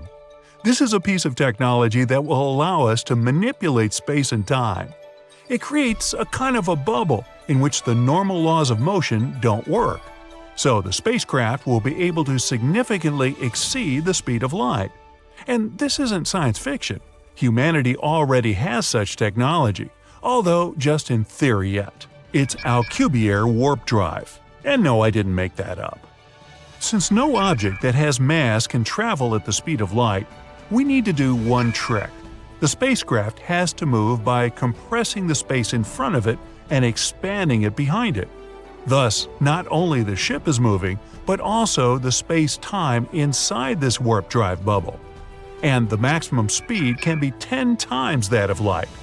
But to warp the space-time, the ship must be incredibly large, and to power it, we'll need the amount of energy close to what the whole planet of Jupiter generates. Still, recent calculations of NASA's Jet Propulsion Lab show that the ring around the ship, which should create the so-called warp field, shouldn't be perfectly round, as it was thought before. It can be more donut-shaped. Ah, donuts. This will greatly simplify the design and construction, and will make it possible to test this technology on a spacecraft the size of a Voyager 1 probe. Even though it still seems impossible, scientists are already saying that there is hope. And while we don't know what technology will be used, in 2069, NASA plans to launch its first interstellar mission to explore potentially habitable planets outside of our solar system. Various rumors say that the speed of light can be achieved with laser technology. If the probe is very small, it can be launched to the Alpha Centauri star at almost the speed of light. There are also two other alternatives to power spaceships. These are nuclear energy and energy from matter and antimatter collisions. Ooh! These technologies are still a mystery to humanity, though. Well, for the time being, stay tuned. Now, I don't want to spook you, but there's a chance that our entire Milky Way galaxy is located in the so-called space void. It's a region where there's relatively little matter compared to other corners of the known universe, and it's much less dense than it is elsewhere in the universe. In other words, we might exist in an air bubble in a cake. If that's true, it would mean that we're even lonelier than we thought. In our universe, all the galaxies are constantly moving away from each other. In order to understand how far they move away, scientists use something called the Hubble-Lemaitre constant. It's like a speedometer, but for galaxies. However, there's a cosmic mystery called the Hubble tension. It's challenging what we know about the universe's expansion. Scientists used to consider the Hubble-Lemaitre constant a reliable guide, but our recent observations question this reliability. The speeds we see in real life don't match up with the distances we calculated and expected. They aren't sure why these measurements don't add up.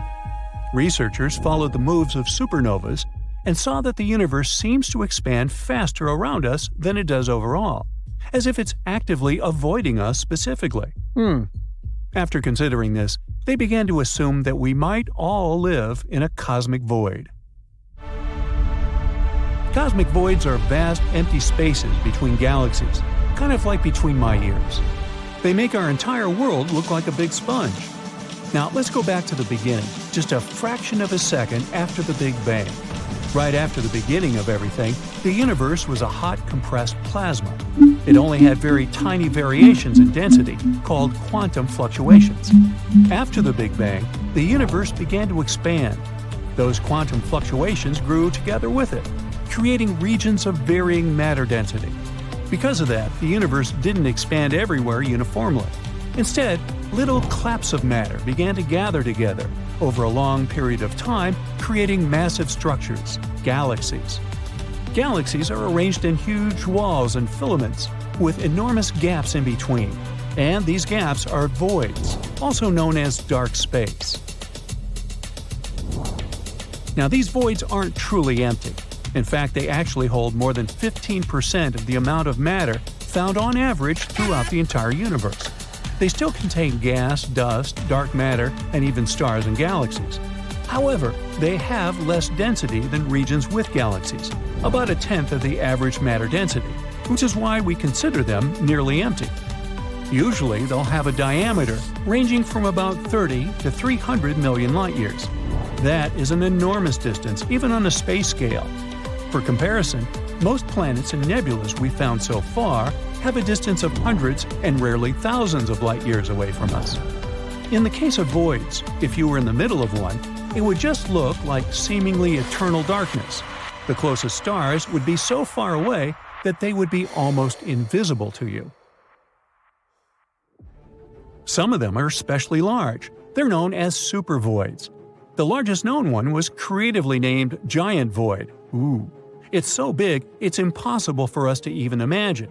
1.5 billion light-years away, with a diameter of 1 to 1.3 billion light-years.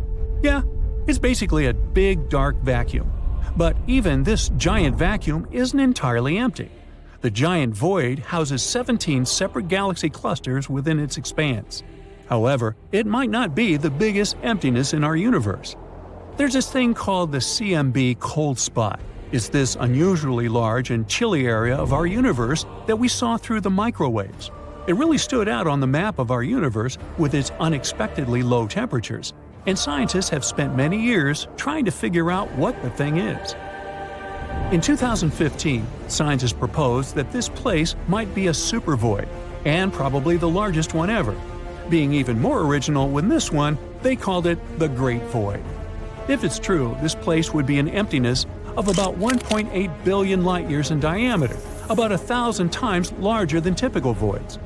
Not everyone thinks that's possible, so scientists keep arguing over this one. There's another interesting theory going about this place. One researcher suggested that this place might have been a trace on our collision with a parallel world. It's a pretty bold hypothesis, but unfortunately, there's no way for us to confirm or deny it with our current technologies. In any case, as the universe expands, these voids will grow, and the walls connecting galaxy clusters will stretch and break. Eventually, the voids will merge, leaving gravitationally bound galaxy clusters as islands in the expanding emptiness. In other words, sooner or later, the great emptiness will consume everything in our world. So, it turns out we might be a rare occasion in a supervoid, one of the 15% of matter. This would explain why we're surrounded by relatively few galaxies. This discovery, if true, challenges the standard model of cosmology which we created with Albert Einstein's help. It would mean that gravity in general behaves differently than what we expected. According to the standard model, such a significant underdensity shouldn't exist. Because of that, scientists will have to explore and consider this idea thoroughly. It might just challenge our very basic understanding of physics. The scientists call this the local hole. The discovery of the local hole may hold clues to explaining the Fermi paradox.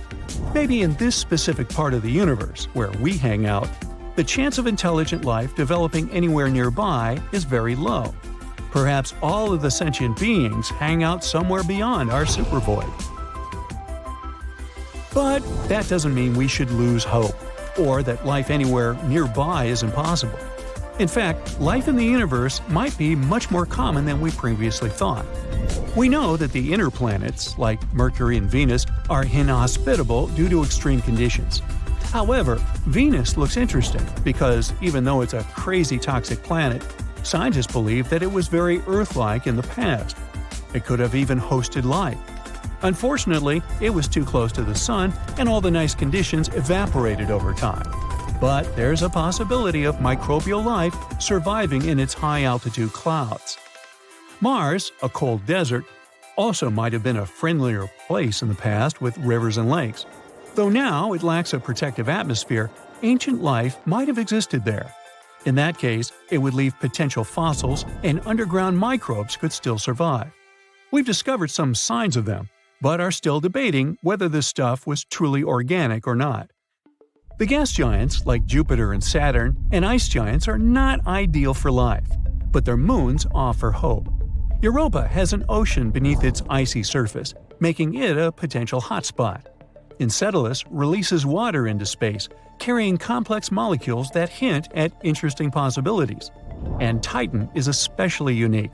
It has liquid bodies on its surface. Rivers and lakes have hydrocarbons.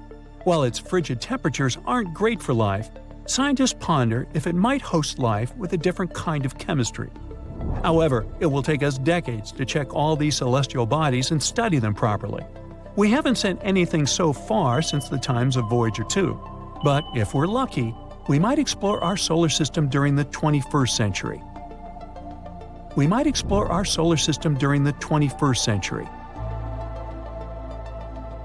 In any case, there's a lot of potential for life even in our solar system alone. not even mentioning all the planets and galaxies we found nearby. Our estimates suggest that the observable universe, the one we can see, might host around 5.3 trillion habitable worlds. One of the most likely candidates so far is Kepler 186f. It's a potential Earth-like planet, just 10% larger than Earth. This planet orbits a red dwarf star, which is a star a bit dimmer, colder, but more long-living than our Sun. And it's only about 490 light-years away, which may sound like a lot, but remember what distances we've discussed with supervoids. So even if we really are in a supervoid, we're still lucky to have many galaxies and planets around. And if one day we'll find a way to travel through the universe, leaving the local hole probably wouldn't be a problem. There are probably 36 other civilizations hanging out in the Milky Way, and over 170 billion galaxies, give or take, in the observable universe. Conditions for life are all over space. So, where is everybody? Nuclear physicist Enrico Fermi came up with this exact same question during a lunch break with his colleagues in 1950, leading to one of the most unsettling paradoxes in the universe. Even though there's a huge probability of extraterrestrial civilizations existing, we still haven't found any clear evidence of them. One possible explanation comes from the zoo hypothesis. It suggests that advanced extraterrestrial societies exist and know exactly who we are and where we are, but intentionally choose to stay hidden. They're just observing human quirky behaviors, as if we're in some kind of a cosmic wildlife park. But their intentions could be much darker. If you're a Star Trek fan, you probably remember the main rule for Federation members. Starfleet officers shouldn't contact species that are not advanced to avoid messing with their development, even if it means risking their own lives. Now, even though it's fiction, this rule perfectly captures what the zoo hypothesis is all about. Beings from other corners of the universe see our planet as a cosmic zoo with one-way bars. They can watch us, brushing our teeth in the morning or walking our dog, but we can't catch a glimpse of them. In this theory, non-terrestrial life forms deliberately keep their distance from us, sticking to a hands-off policy agreement in the vast cosmic neighborhood. It's like those super smart beings agreed that we needed to have the freedom to shape our own future and destiny, following our own path of development without external contamination. The idea is that these super advanced civilizations could be like, 500 million years ahead of us, which would explain why we haven't seen any signs of them. And maybe it's better this way, as humans could eventually be destroyed or even assimilated by this new cosmic power, Independence Day style. As much as things like going to an art museum might be interesting to us, extraterrestrials probably wouldn't be too thrilled watching us stare at the Mona Lisa painting for hours. Interplanetary cultures might be more into buying tickets to quietly observe how we're developing new technologies, such as ultra-modern satellites. According to the zoo theory, they can't reach out to us until we hit a certain level of development, so improving our technology and wisdom could be the only way to show them that we're mature enough and don't need their spaceship parenting anymore. There are a couple of reasons why it's hard to buy into the zoo hypothesis. Extraterrestrials might not visit or reach out because we're not all that advanced. But it is tough to explain why they keep ignoring all our attempts to communicate. Even if the zookeepers try their best not to interfere with animals' lives and behaviors. I bet they couldn't just ignore a bear speaking in loud and clear English about its desire to communicate. So that's pretty much why humans keep trying and trying to provoke some reaction from inhabitants of other planets using radio signals. In 2017, in a valley 8 miles southeast of the Norwegian city of Tromsø, a radar antenna transmitted some specially composed electronic music to potential intergalactic listeners. The target audience was in GJ273, also known as Lyton Star. It's a runty red dwarf located 12 light-years from our solar system. Since radio waves travel at the speed of light, we'll have to wait more than 2 decades before looking for a reply. But the main problem with radio waves is that we're kind of in the dark about where to look, and civilizations might be as far as 17,000 light-years away. Plus, we don't know which radio frequency extraterrestrials use to chat. Now here on Earth, we use the radio spectrum to send signals into the universe, assuming that what works for us might be a common method for other civilizations. But in fact, it could be considered a somewhat old-school technique for other beings.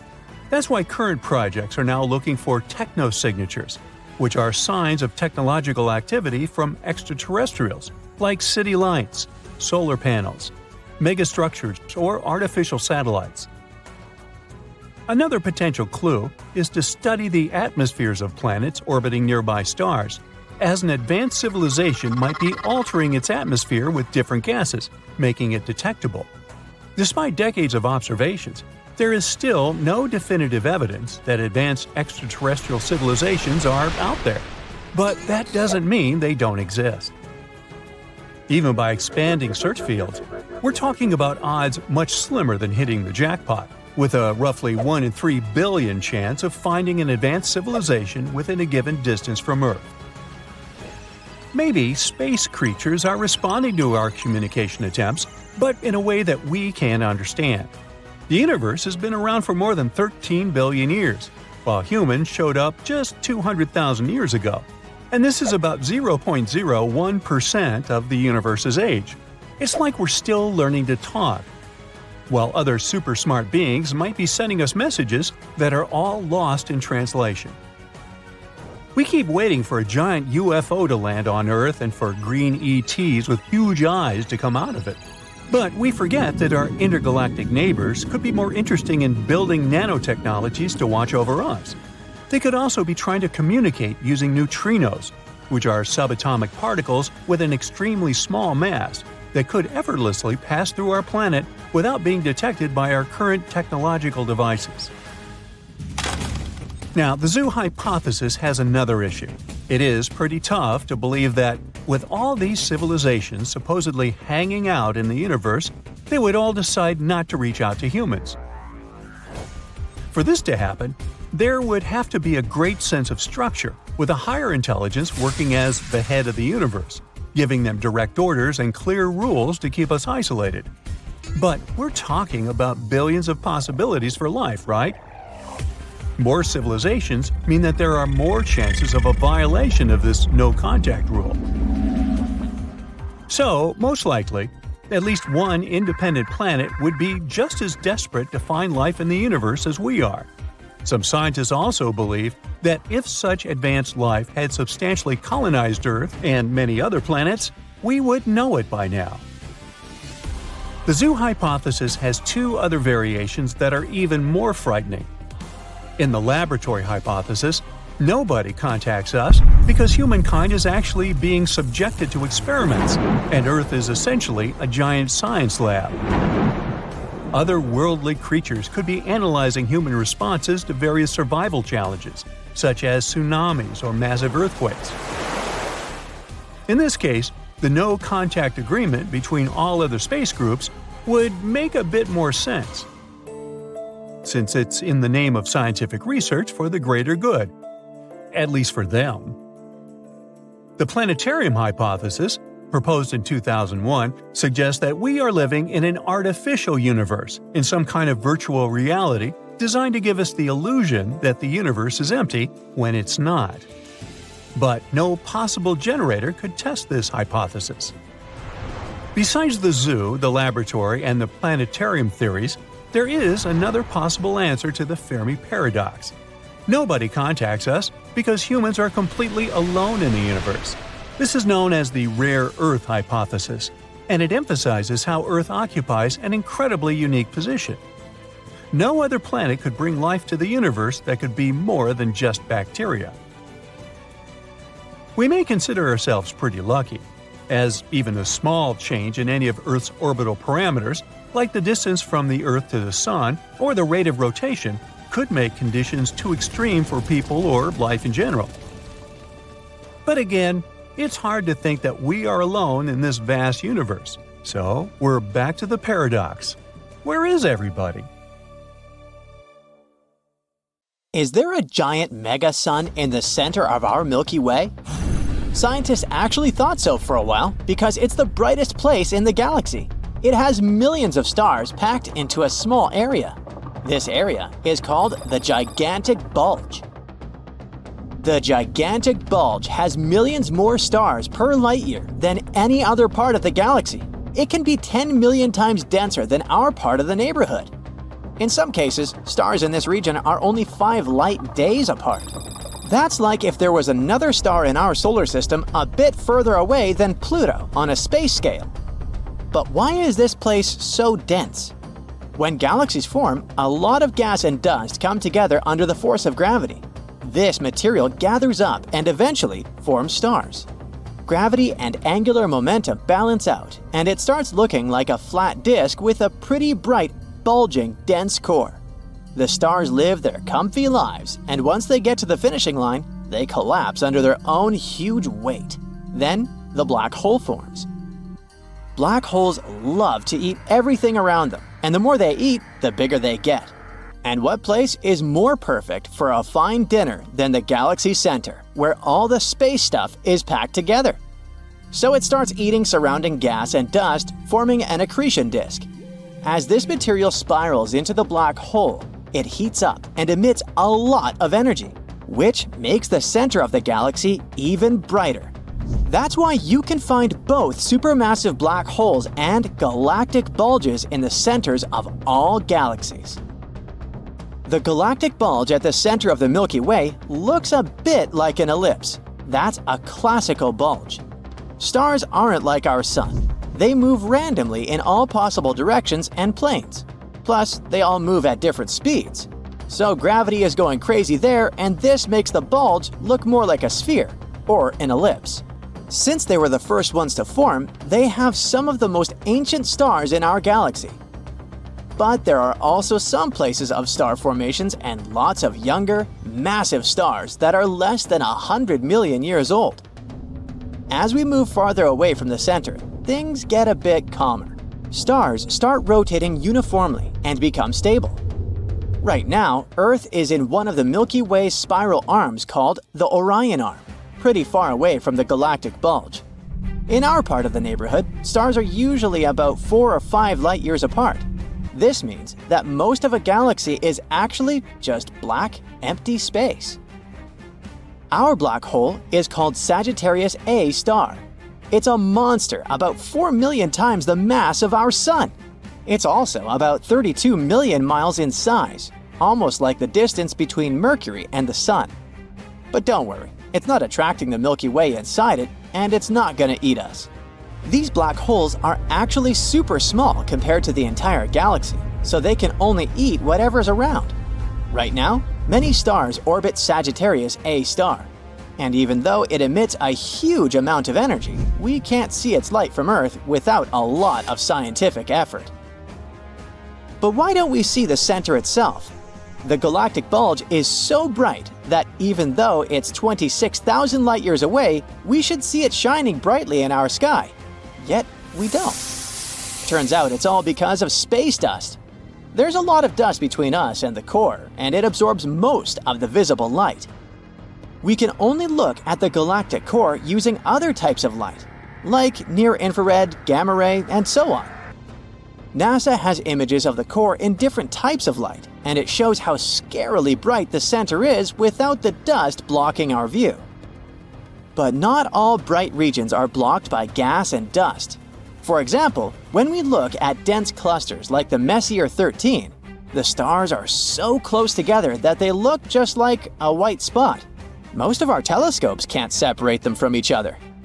The satellite galaxy M32, our neighbor near the Andromeda galaxy, has about 84 stars per light-year.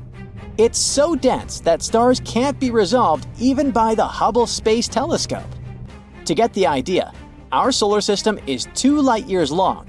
We'd see about 168 stars outside our window if we were there. Our closest star is Alpha Centauri. It's about 4 light-years away from the Sun. If it was just a couple of light days away, it would shine much brighter than the full moon. So if we somehow managed to survive in crazily dense star regions, the sky would be white all day long. But it's unlikely that we'd make it. As we get closer to the center of the Milky Way, the chances of finding life get super slim. The gravity of stars is going wild with chaotic movements, so there are barely any planets around. On those miracle planets, the radiation from cosmic rays is skyrocketing. Supernova blasts and star collisions nearby become an everyday occasion, and all the gas around makes it basically impossible to breathe or even see properly. At the same time, as we move further away, there are fewer stars around. Elements that are super useful for life, like carbon, oxygen, and iron, are produced by stars, so they also drop. Too much radiation is awful, but too low radiation means that there's not enough energy to support chemical reactions, like photosynthesis. Which is why, if there is extraterrestrial life, it would most likely be somewhere in the middle of different galaxies. But some galaxies get their brightness from a so-called active galactic nucleus. These are extremely energetic regions at the center of some galaxies. They shine much brighter than any stars imaginable, although it mostly shines only in certain parts of the electromagnetic spectrum. The brightness comes not from the stars, but from the accretion disk around their supermassive black holes. As the material slowly falls into a black hole, it gathers around it and creates this flat, spinning disk of gas, dust, and other stuff. Since the gravity and friction there are insane, this disk heats up and starts emitting enormous amounts of energy. Also, this disk spins incredibly fast, almost at the speed of light.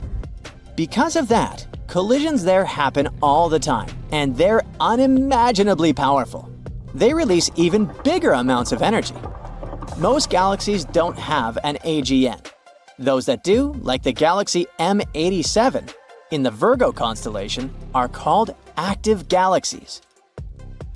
There are also different types of AGNs: the Seyfert galaxies, radio galaxies, and finally, the winners of our space brightness competition, quasars. Imagine things so bright that they can outshine the entire galaxy they belong to. Quasars are a specific type of active galactic nucleus, the most extreme and luminous form. They belong to the supermassive black holes, the biggest ones in our universe. Quasars are like a combination of several things. First, they're the brightest accretion disks in our world, because of their behemoth black holes eating everything around. But they have some cool features. For example, they have powerful jets of particles that shoot out from the poles of the black hole at nearly the speed of light. These jets add up to the brightness of the quasar, although they can only be seen in radio wavelengths.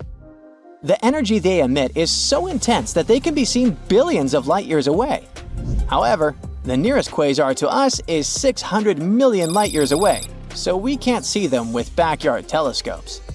So, when we look at a galaxy through a telescope, we usually see only the brighter core, not the outer parts. Unfortunately, our eyes just aren't made to see things like the active galactic nucleus. So, these stars are the brightest things we can see. But what a beautiful sight it is.